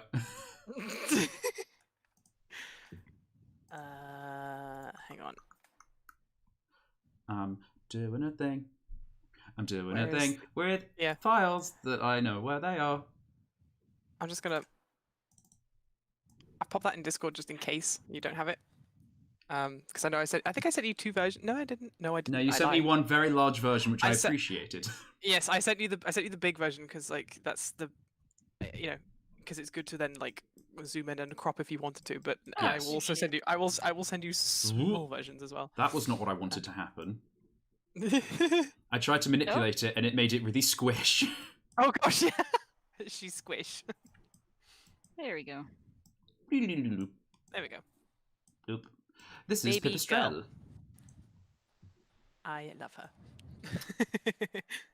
She's very precious. She is. She's So, a good tell baby. us about Pipistrel. Oh gosh, where should I start? So she is a long-eared brown bat, one of the more common species that you would find in the UK. This all started just because I really love bats in general. I think bats are really cute, and I just thought it would be really fun considering the kind of the game that we're playing. I was like, it would be interesting to have the perspective of a character who can fly, and so I started thinking about like her story and stuff. So she's from this great oak, the Oak Oak, and sort of bats as a society, they're all kind of, they all live in kind of quite high up places, so they all live in like trees and things. And so they're not necessarily like a removed society, but they have like good relationships with sort of bird species. So like a lot of the smaller birds as well, because they kind of do share a space. But there's also, in a way, maybe there's also like a little bit of rivalry because obviously birds are active during the day and bats are active during night. And they both make good like messengers and things like that. But I also thought, like, just aside from also being messengers, I also thought the bats could be quite good as like aphid farmers, so like tiny little bugs that you find on like the bottoms of leaves and things like that, which are quite useful. But yes, so Pip is from a she's from this great oak. She has always wanted to be a messenger. She's quite young and sort of quite free spirited. She has a she has a sort of sense of adventure. You know, she wants to be a messenger just because she doesn't want to stay in Odok for her entire life like her parents have done. Her parents are both crafters. They're both they both make clothing, basically. They're both sort of clothing. I don't even know what you call it. Tailors, basically. Tailors. That's it. That's the word I was looking for. And she was always like, no, I would prefer to do something a little bit more interesting. So she decided to join the chapter of the of the Messengers Guild, which is quite a dangerous, it's quite a dangerous profession, being that, obviously sort of part and parcel of being a messenger is that you also have to take into account that, things will probably try and eat you while you are like delivering messages, particularly things like, birds of prey, owls, etc., but also things like, snakes and stuff if you're in the wrong tree at the wrong time. Foxes will take bats if they can get them, if they rest on the ground, that kind of thing. So like a dangerous profession, but a very good one, because she, even though Odok will be quite a big society because it's a huge tree, like she feels kind of not stifled, but sort of, she, the joy of being able to fly is that you can see so much of the world and things like that, and she really wants to see more from from the flights that she's taken around the area that she lives. The world is so big, and there's so much to see, and she's desperate to kind of experience it. But yeah, so imagine that like her role during the Boer War is she was sort of a newer initiate to the Messengers Guild, and that she started by just ferrying kind of semi-important correspondence to and from Odok to other places where to other places where sort of military things were happening. And like I think the people in so all the people who live in sort of tall trees and stuff may not be as affected by the Boers, but they do get a very good aerial view of like what they're doing and where they're going and stuff. So places that are on the ground that you need to know this information would always be, they'd want to know, like from all these sort of tall tree societies, like where are they going? You need to tell us tell us their movements, that kind of thing. And yeah, and because Brian, you mentioned to me yesterday that it would be quite interesting if we're sort of starting this campaign at the end of the Boer War, that that Pip got injured somehow, and she is temporarily robbed of her flight, because it would be interesting to an interesting sort of a gateway into the story of like we now have two sort of ground-bound characters setting out on an adventure together. But yeah, I in terms of like an actual personality, I think Pip she's sweet, she's fun, she cares a lot about people. She's she's very proud of her heritage and where she comes from and things like that, but is also in a way she's just kind of because she wants to experience so much of her life, she's sort of maybe a little bit self-centered in a way, sort of with this sort of thirst for new experiences, and maybe sort of forgetting her roots and forgetting things that are also kind of important, like family and stuff. Because I was reading that long-eared bats only have one child per. So they it's not like they have like a litter of pups or whatever. They literally have like one baby. So she's an only child. Her parents love her very much. They want her to like stay and take over the family business. And they like, oh well, we indulge you, and if you want to be a messenger, that's great. We want you to go and enjoy that. But hopefully, maybe at some point in the future, you'll want to come back to Odok and take over the family business. And she's like, no, thank you. Maybe there's a bit of tension there, because during the Boer War, they were like, oh, well, at least you're not out there fighting, and we appreciate that you want to like help out and do your part, and that's okay, but it's really dangerous. And then at the end of the Boer War, maybe you were delivering probably the most important missive, maybe to somewhere on the ground, and you got knocked by a boar into a tree and broke your wing. Yeah. And while you survived, and in theory your wing will recover and you'll be able to fly again, your parents are like, oh, thank God you survived, you're a hero. just rest up at home for the next, for a year. Like, just stay Yeah. home. Like, you've had your fun, and you're like, have this wanderlust that you have to satisfy, which is why you've left again. And they are, like, we all love a disappointed parent trope. Maybe they're not disappointed, but they are worried for you. Like, definitely. you're walking around on the forest floor, and that's really dangerous. Could you not, please? Because it's killing us with worry.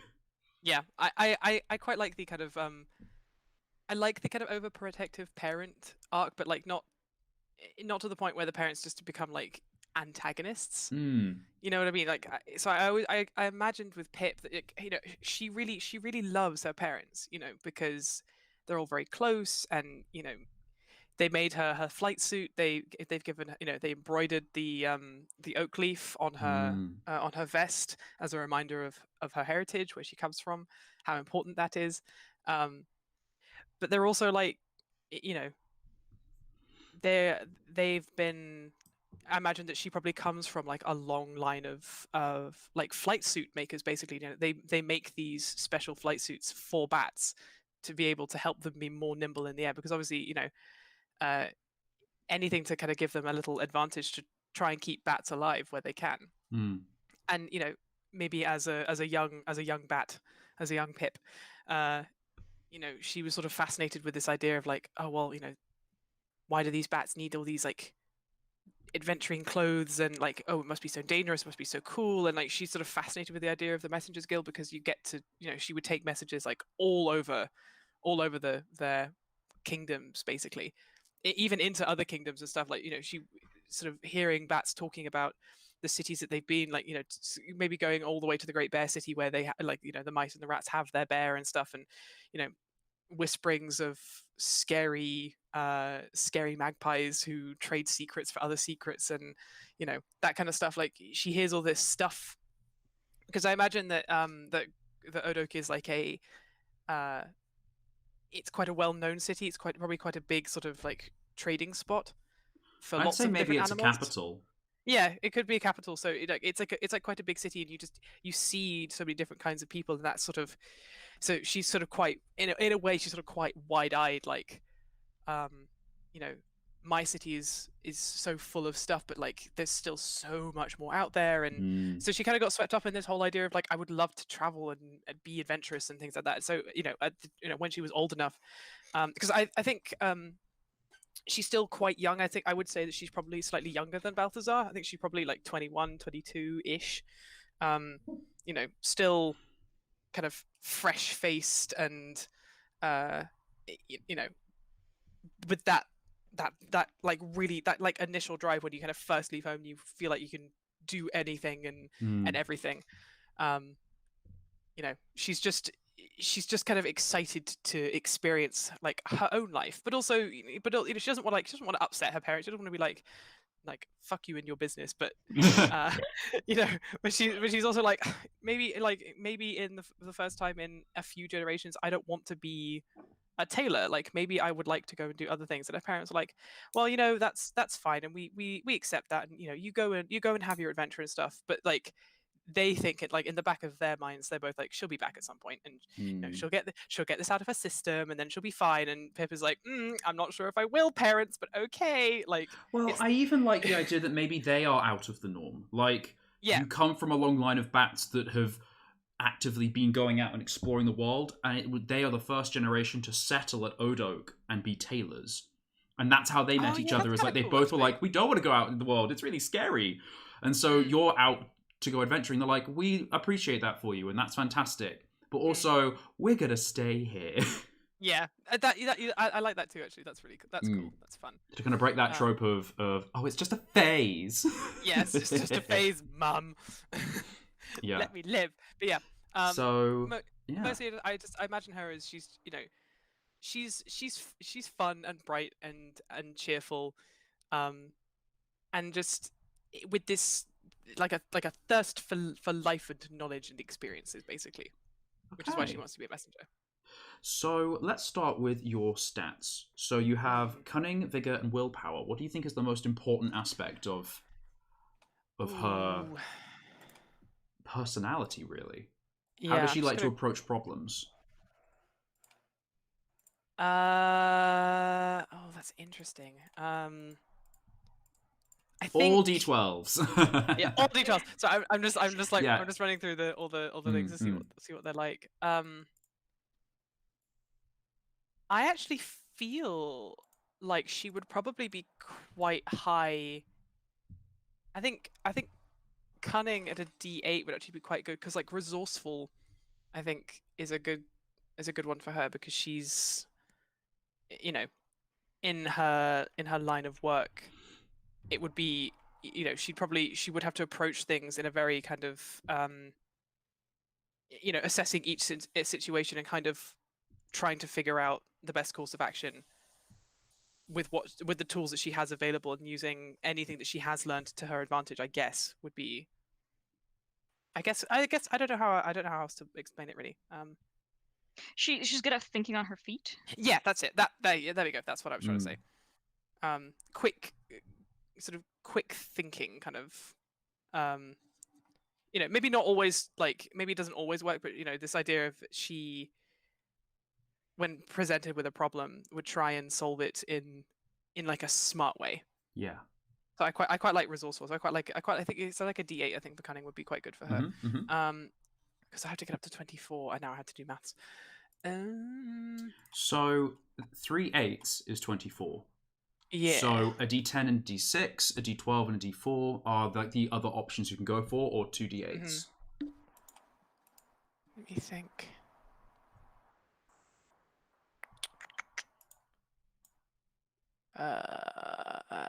Thoughts and things, and I think you should be saying stuff.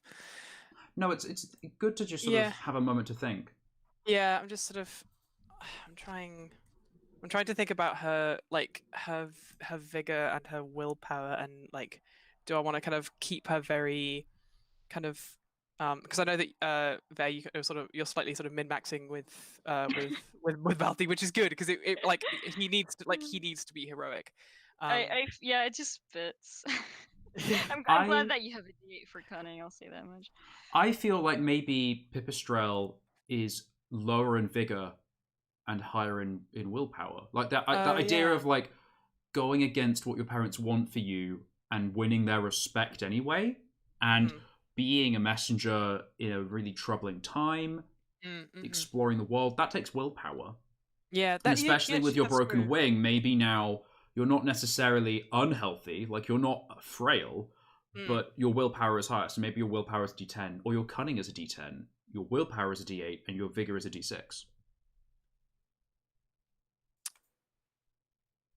Ooh, interesting.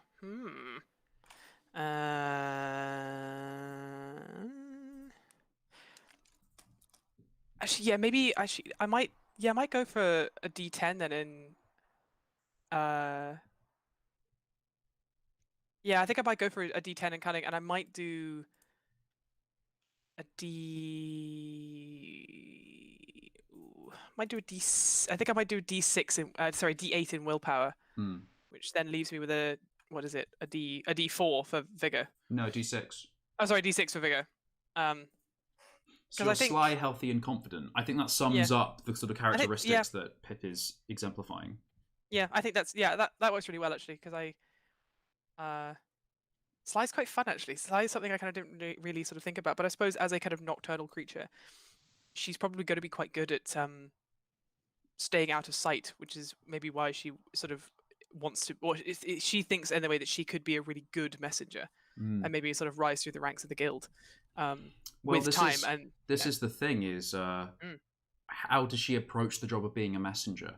What is interesting about being specifically a messenger? What is interesting for her? I think just this idea of like, maybe like, for the most part, it might just, I imagine that the Guild of Messengers isn't just like, it's not just like a postal service. It's not just like, oh, I'm just delivering this parcel because it's this person's birthday. It's more like,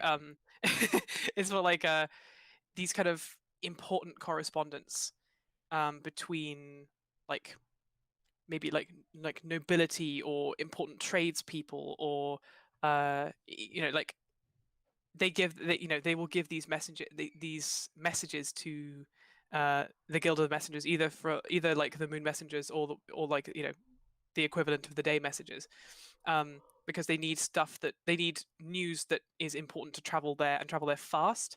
And I think Pip is sort of quite likes the idea of like, by being good at this job, like in a way she might sort of slightly, just because she's curious about how stuff works and like how other cultures work and what they all talk about, that she gets like a little insight into these worlds, basically into these sort of special moments that are being sort of going through the air, and messages that are being traveled, it's sort of sent to people. Does she read the messages? Oh god, no, she doesn't read them. It's more like when like I have to deliver this message from this sort of important tradesperson in this town to this noble in this city. It's more like, I wonder what kind of business they have together. I wonder what that's about. I wonder how kind of, is this good? Is this bad? Ooh, it's more like she's not gonna sit and read like important messages. It's more just like, seeing who is sending what messages to whom. Like that kind of like, okay, if like say this important tradesperson who trades in like, let's say silkworms as an example, because we were talking about that earlier, why would this silkworm trader be having important messages being sent to this sort of noble in a city like three acres over? Like, what possible reason could they have to be corresponding with each other? Like that kind of stuff. So she's just like, and I think she just likes the narrative. Like, this is interesting. I don't know what this is about. Ooh, and she kind of just starts thinking up, like, maybe She's a conspiracy theorist. Yes, but like not without the tinfoil hat stuff. Yeah. Well, I know it feels like it's a real contrast because she's nosy. She is very much inquisitive, but she also has a high sense of morals where she's like, I'd never read the message.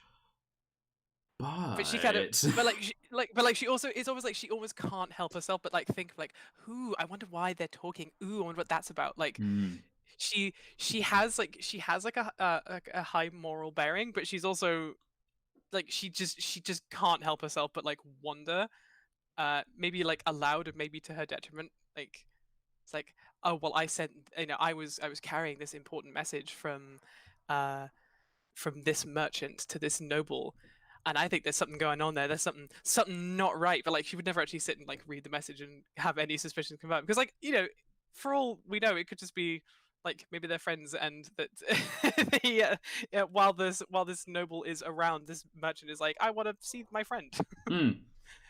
But Pip is like, like, it's all, hey, this is an invoice for the thing that you haven't paid for yet. Like, give me my acorns. Like literally, like it could be just completely mundane, but like I think she likes the sense of purpose. She likes the sense of duty of like, these messages are important, and like I take pride in my work. I take pride in the fact that like I want to do this job properly and get these messages to these people as quickly as possible. But also she just genuinely finds it interesting. She's to see like where these people are and what they're doing and stuff. Because it's not like it's a letter you just kind of drop through someone's letterbox. This is like a from their hand to the other hand, basically. Yeah. So kind of high stakes. Let's move on to your job title. I think Messenger is a good title for this. Like, the Moon Messengers are messengers, and they might not necessarily have various ranks, but they do have, say, like, messengers that go much larger distances. But like a regular messenger like yourself might be delivering messages around Odoak and other places. Yeah.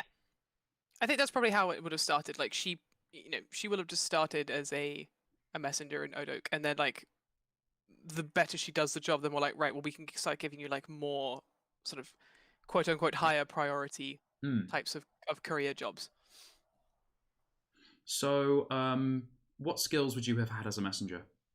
How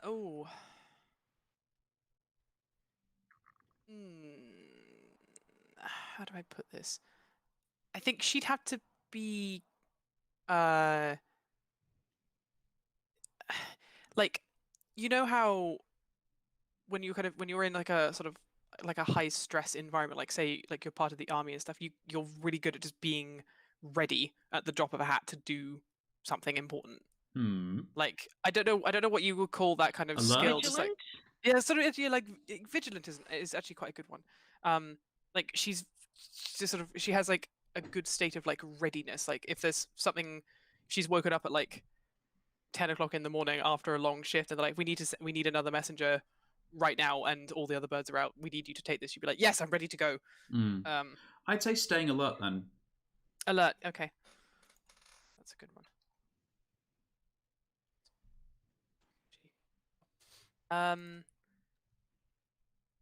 She probably like alert. She's probably very organized, because actually I don't have it on me, but I did a little sketch of what like her backpack would look like, which is sort of very aerodynamic, and I imagine that, you know, to fly as fast as possible, you need to be able to you know, fly light but also fly efficiently. So, you know, if she does have to take food and water, everything's always packed very neatly and very properly.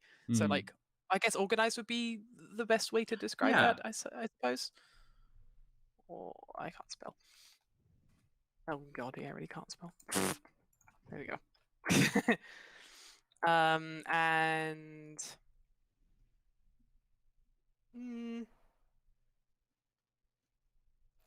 I suppose also in like a weird way, because she's only like a messenger, she's probably quite good at kind of staying out of the way. Like again, I don't know if there's like a phrase for it, but, you know, just kind of she's I suppose that would be a good one. She's quite good at making herself like scarce. Like she kind of Scarce. Oops.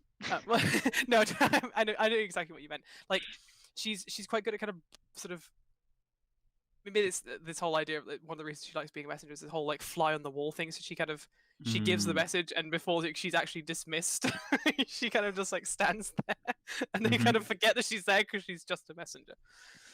So I'd say for organized, I would rephrase it as efficiently packing. Oh, okay. So like, I like the idea that there's no wasted space in your pack. Yes. Everything has like a everything has a place. Everything is like you've got one of those really cool like Kickstarter backpacks that's got like a slot for everything. Yes. Yes. And I think for your third skill, it's like fading into the background. Yeah, basically. Like in Terry Pratchett's books, there's a skill that witches have called headology, which is it's a magic where they can just sort of think really hard and other people just get the vibe of it. And so one of the headology things they do is just thinking really hard and giving off an energy of like, you don't see me, and that's them just becoming invisible. They're not actually invisible, just everything pretends they aren't there for like one reason or another. Like, oh, that's really scary, I'm just not going to look at it. And I like the idea of that vibe, but just sort of like as a messenger, sort of like meek or like unnoticeable. Unnoticeable. Oh, actually, I like that. Unnoticeable, I think, is really good. She's just kind of, and also because she's a bat, and you know, she is, you know, long-eared brown bats are also, as a species, they are really quite small. Remaining unnoticed.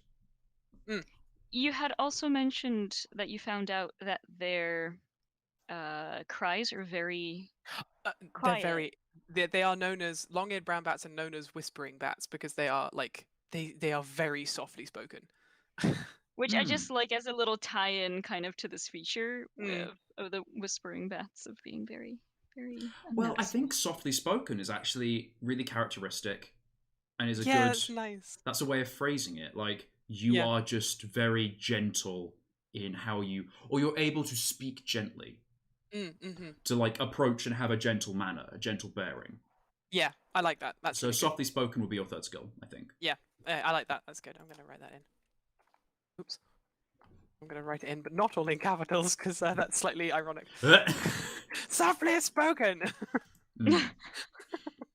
So, what sort of traits, like positive quirk, and what sort of flaw or negative quirk would you have gotten from your job as a messenger?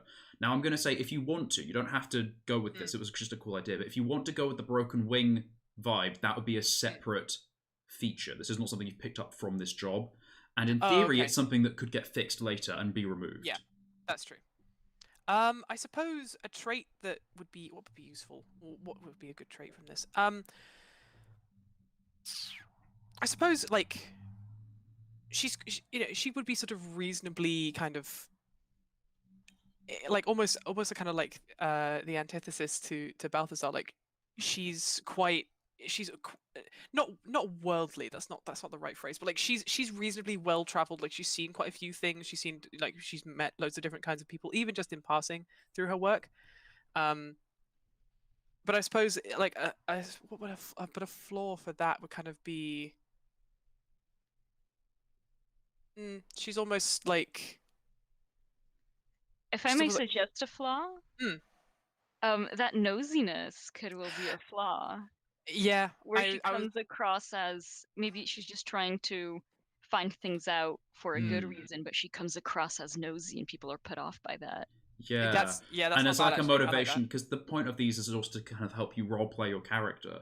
So, like in a situation where you could find something out, or you could like escape unnoticed, Pipistrel would stay and put themselves in danger because they're nosy. Oh, just one more minute, Sort of yeah, vibe. It's like let's just stay and see what they say, or like what happens if I like throw this thing into the corner and they notice something. Like I think I like her flaw being nosy actually, because I think that really sort of suits her character. Sort of just I need to think of the phrasing for. Oops, for God's sake, I can't spell. You just need to think of the phrase for the trait then. Well traveled. Yeah, I mean, Brian, what do you think? Does well traveled kind of does that give enough? Well, I don't think you are, because you only really flew messages around Odok and the surrounding area, so I wouldn't say you're well travelled around the Bristly Wood. Oh, I suppose that's true then. Yeah.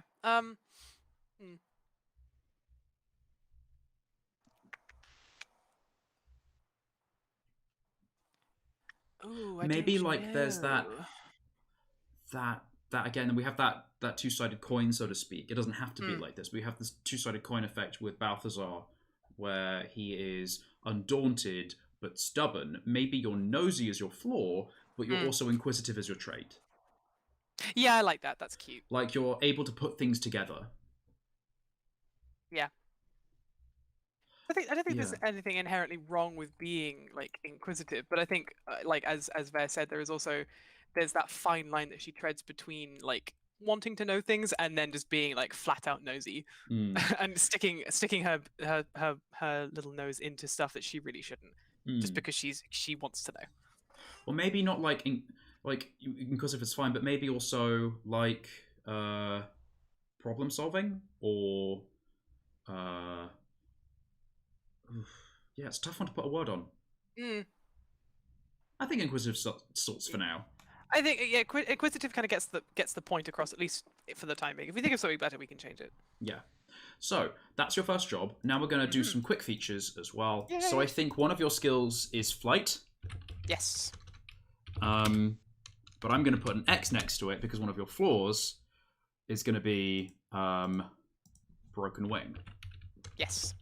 And the reason I'm putting this as a flaw and not an injury is an injury prevents you from making any kind of ability check, ability roll, which means you can't it reduces your agency in the game, and it requires you to actively resolve the cause of it. So, for example, an injury might be like, if you have an ability at a d4 and you take damage in that ability, you roll a d4, and on a hijinks result, the lowest roll, so rolling a 1, you get an injury. Essentially, whatever's happened has left a large enough impact that your faculties are reduced. So it could be like it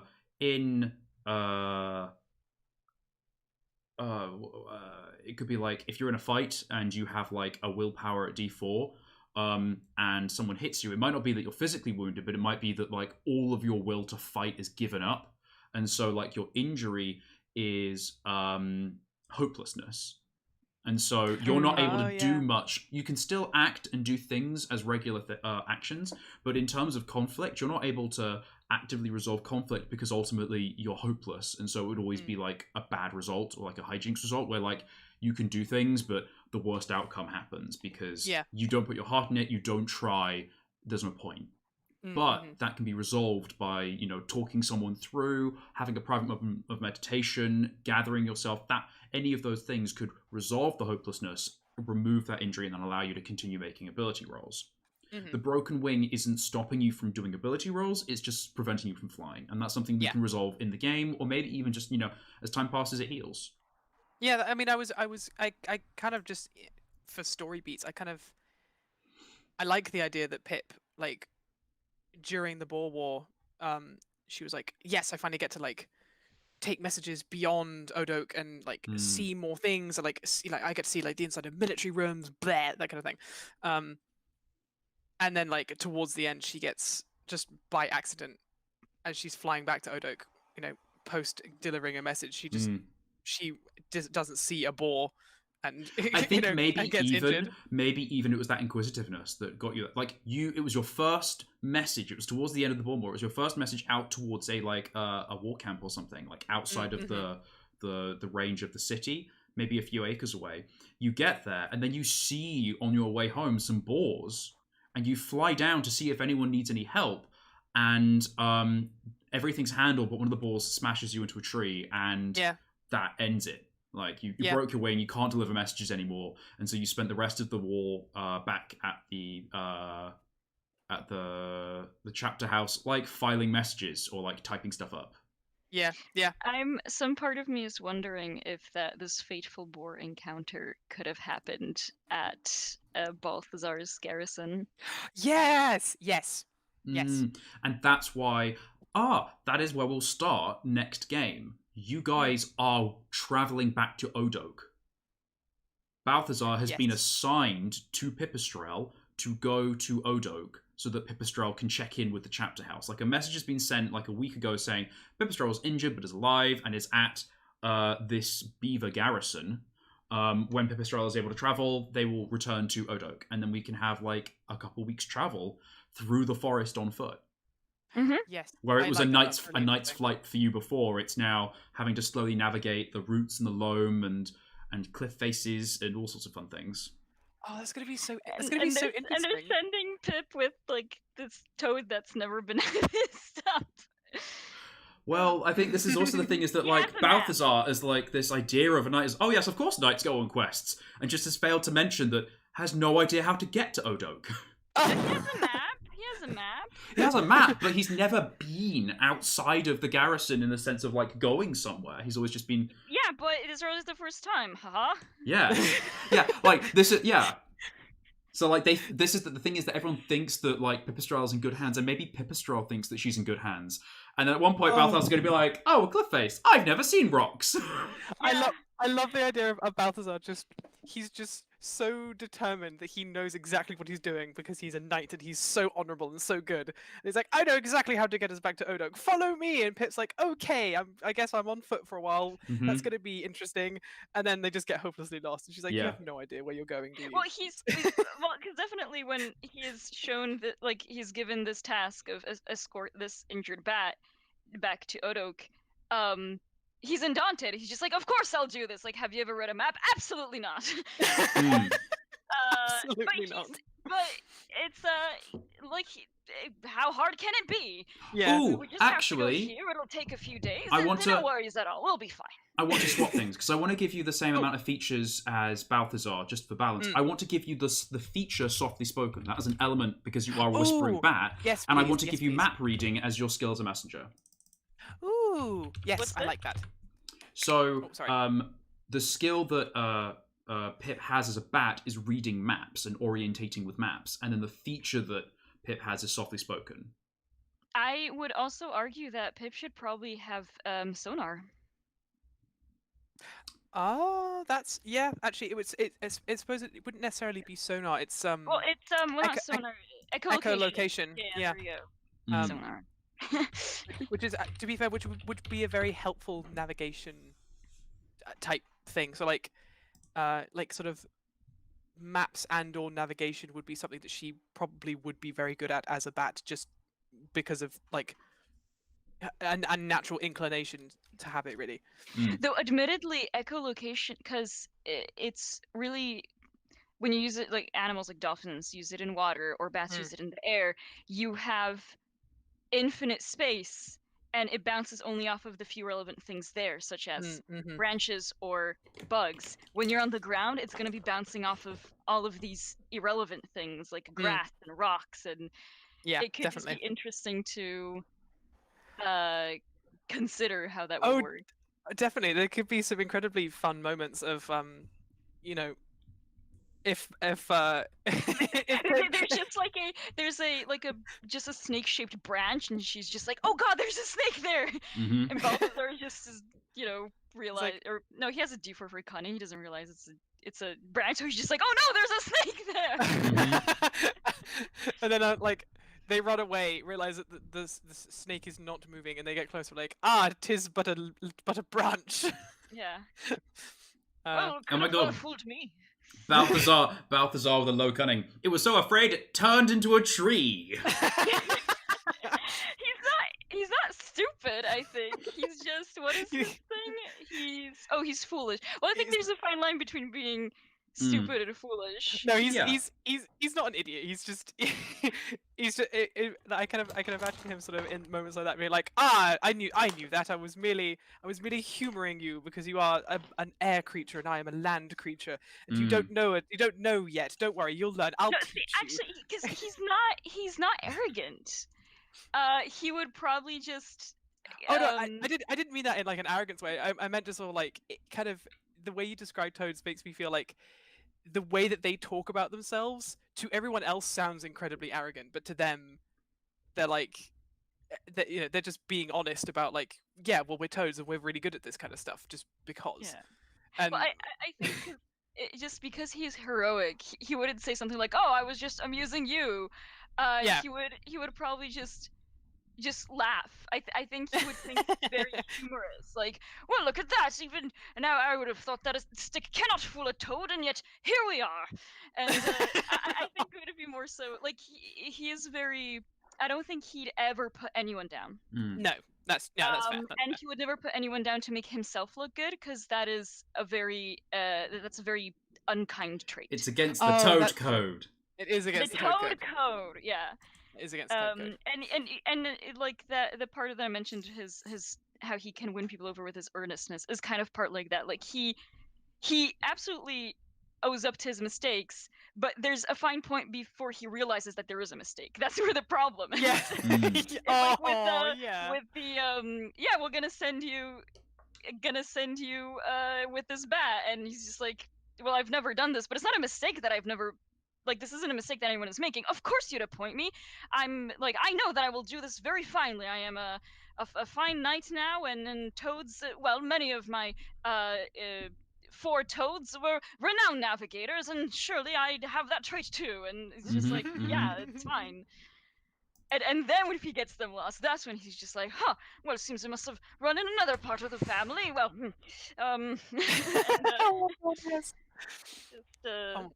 Yeah. I cannot wait for that, because I think just Pip is going to be like, she's not unkind, but she is also going to be like, I don't know what to do with this, because like she can't even like go up and like fly around and see sort of, to then be able to come back down and say, okay, right, we need to go this way, because like she's will just be like, well, I mean, I guess I have to follow you, like I can't really use my echolocation, and I'm working with a map of that I'm not used to because I'm on the ground now. So speaking of maps, let's quickly bash through your standard gear. Yes. So, what 4 tools do you have as a messenger? As a messenger, I imagine she will have. She has like a flight bag, specifically like a knapsack that she would use for transporting messages, like a lightweight messenger's bag, basically. She will have. What else would she have with her that would be useful? I imagine she probably has like a small cutting knife in case of like she gets stuck on something, or like she gets caught on something while she's flying. What else would she have? She doesn't really need like say like a torch or anything, because she's kind of she can see very well in the dark. Let's say your light source is night vision. Yeah, yeah. Nice. Although, actually, to be fair, what could be quite useful is like for No, longer... your light source is echolocation. Ooh, yes. And that's where the thing is that you are spatially aware. It's not a skill, it's like a thing that you have. Yes. And you can choose not to use it. Yeah. I imagine she'll probably always she'll have to carry around like a guild, like a crest, like a what do you call it? Like a token, like here is like here I am. ID. Her ID basically. Like I would ID. say that's a pocket item. That's not necessarily a tool that you use every day. It's what would a badge from the Moon Messengers Guild look like? I imagine it's probably and this is just the way that I thought about it, just because I feel like messengers are quite not like super important, but like they're held in sort of reasonably high regard. So I imagine it's probably like a small like kind of like a large coin, like a metal coin, or maybe made out of like flint or something, with a carved so like I have like the crest of the Messengers Guild on it, and then on the other side it would have like Pip's name and her chapter. You know, and as just a almost like an ID, but more just like it in a weird way, maybe also like a tiny little status symbol, like, oh, I am of the Messengers Guild, that kind of thing. And she would be very proud to have something like that. It's like, oh my god, I'm actually a messenger, and like here's my badge. She's legit. Yeah, like she feels like legitimized by that in a way. So she would probably carry that even if she didn't need it, like, because I don't imagine like people would really ask to see like let me see your messenger's badge, but you know, she is proud to have that as like a small item to carry with her. In terms of tools though, god, what else would she actually need? She probably will need and this is kind of like a weird one, but maybe like a small set of like a set of flight goggles in case she has to fly in the rain. That is a good tool that is specific to your job. That is a fantastic example. I'm thinking maybe some kind of writing implement. Yeah, see, I was going to say that too. Yeah, like a notebook or some sort of like book and ink type combination of something. Yes, because I'd say pencil notebook. Pencil notebook, yeah, perfect. That works really well. And then probably a message tube. Yeah, like a sealed message tube, something that is watertight and airtight. Yeah, yeah. So definitely something to keep everything else safe. And then on the end, like, yeah, and then she would keep that inside her knapsack. Cool. I mean, like, would you? I mean, did you have a different idea that you wanted to say? No.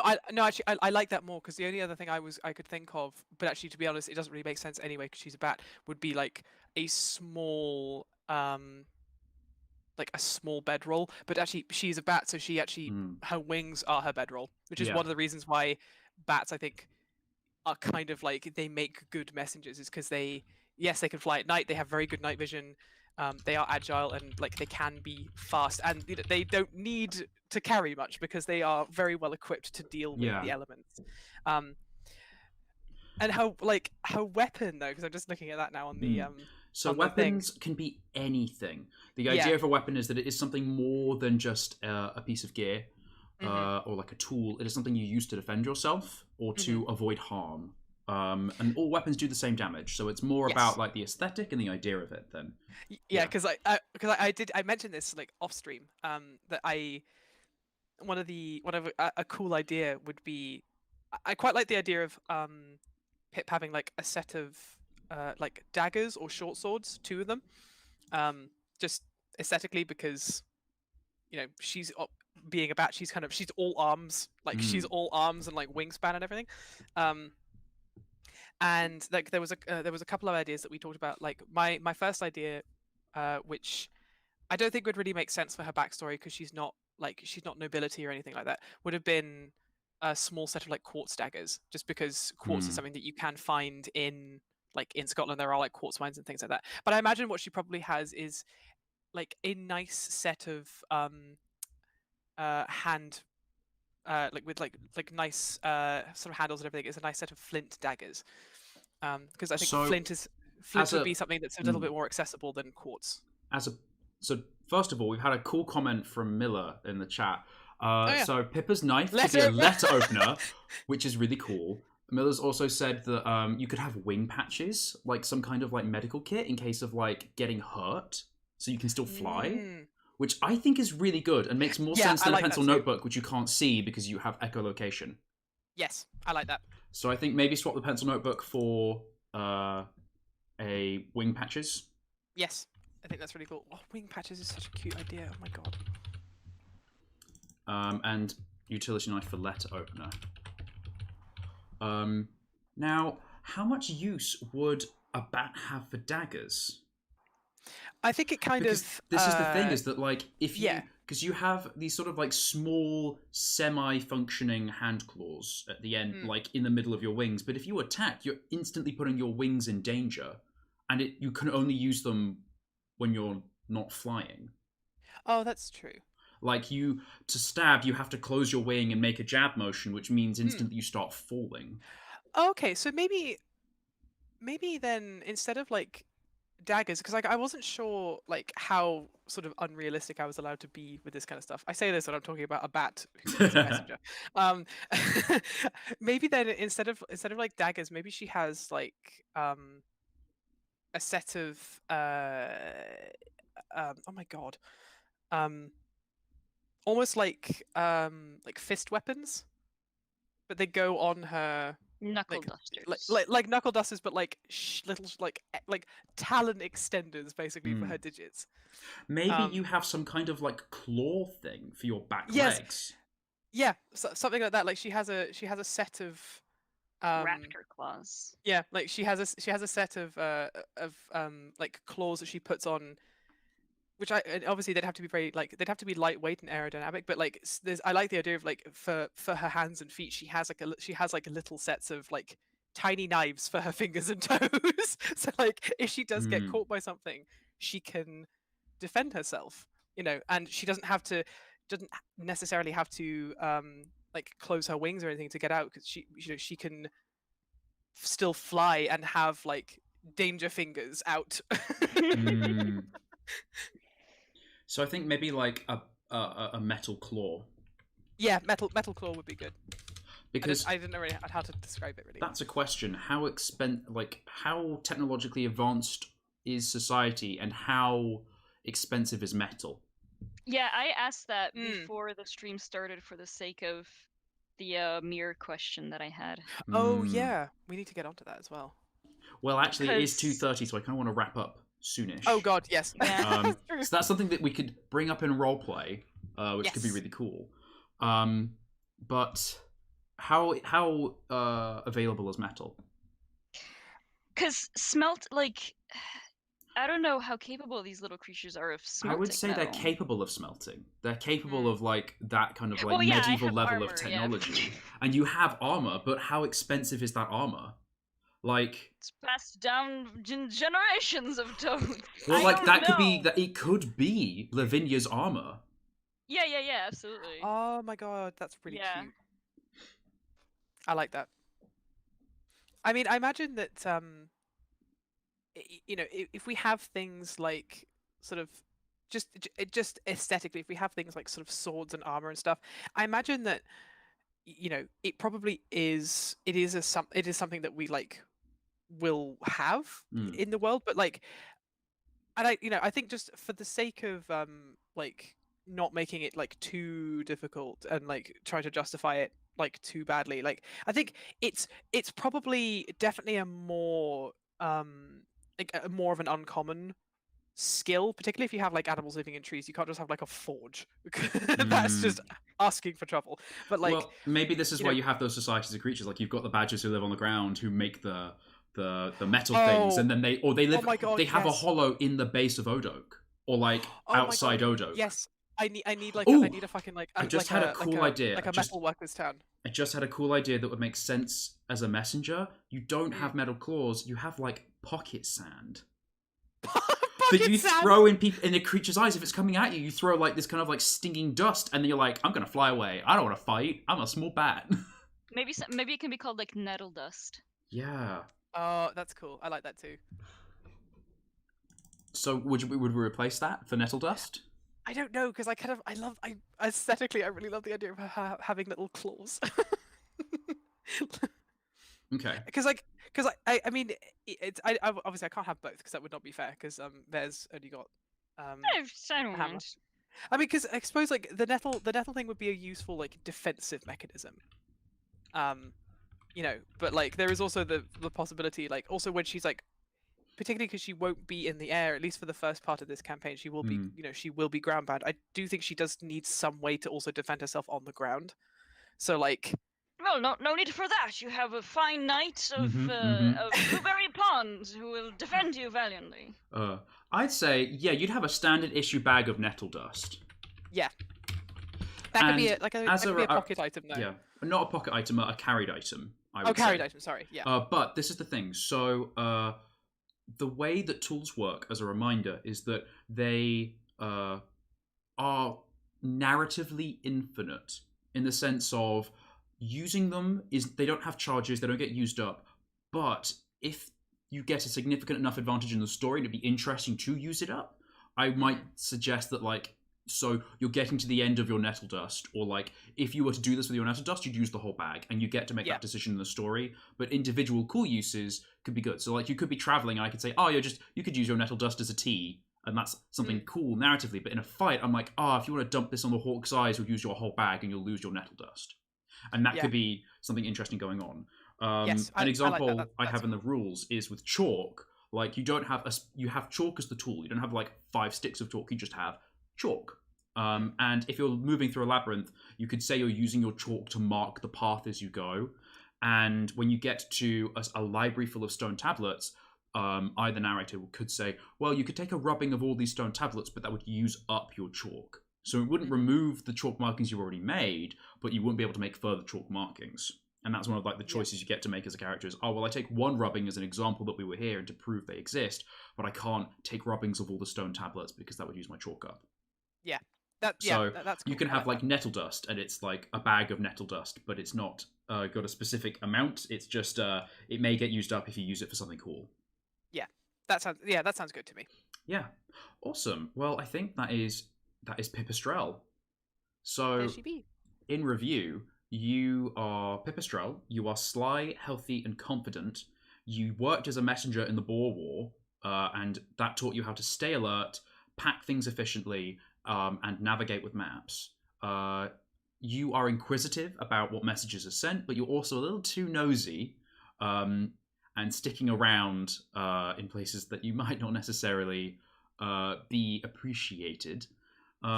As a bat, you're able to fly, but with your broken wing, that is temporarily off the table. You're softly spoken in that you are able to kind of, not necessarily, you're good at not being noticed and speaking quietly. In that sense of just like standing in the background. Your standard gear includes a letter opener, flight goggles, patches for your wings, and a sealed message tube, as in a message tube that can be sealed. You have a single foot claw, because we're going to say that metal is expensive but not completely unavailable. Like, they would not give you a pair of metal claws, they give you one metal claw. You might get a pair if you are in the guild for a year or something. Yeah, I like that. That's cool. We didn't decide on your pat lunch. What do bats eat? What do bats eat? Mostly, I am actually now just going to Google it just to make absolutely sure that I'm right. I'm pretty sure that they mostly eat small insects. So, you know, because that's what these say like candied aphids. Yeah, like aphids from her hometown, like from from around. That's cute. Oh, I like that. So you've got some candied aphids. As your they eat a lot of moths as well, which is good because obviously she's a nighttime predator, or predator of insects. So your light source is echolocation, and you have a flight satchel, which all of this is neatly packed into. You also have a bag of nettle dust, and a moon messenger crest to prove that you're in the guild.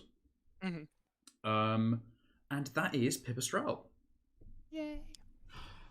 My little lady. Yes, we have pretty much done everything we wanted to do this session, which was write the characters, establish more of the world, and now we have a start for next week's game, which will be starting out at this beaver burrow. I will be messaging you guys off stream a little bit to establish some of these details. Yay. And I have messaged some people about music maybe that I could use in the game. Which cool. Could be cool. Yes. I know that music was very important to our offline games, and I would love to be able to keep using it officially. That'd be nice. So yes, that'd be cool. And is there anything else we need to really cover? Anything that comes immediately to mind?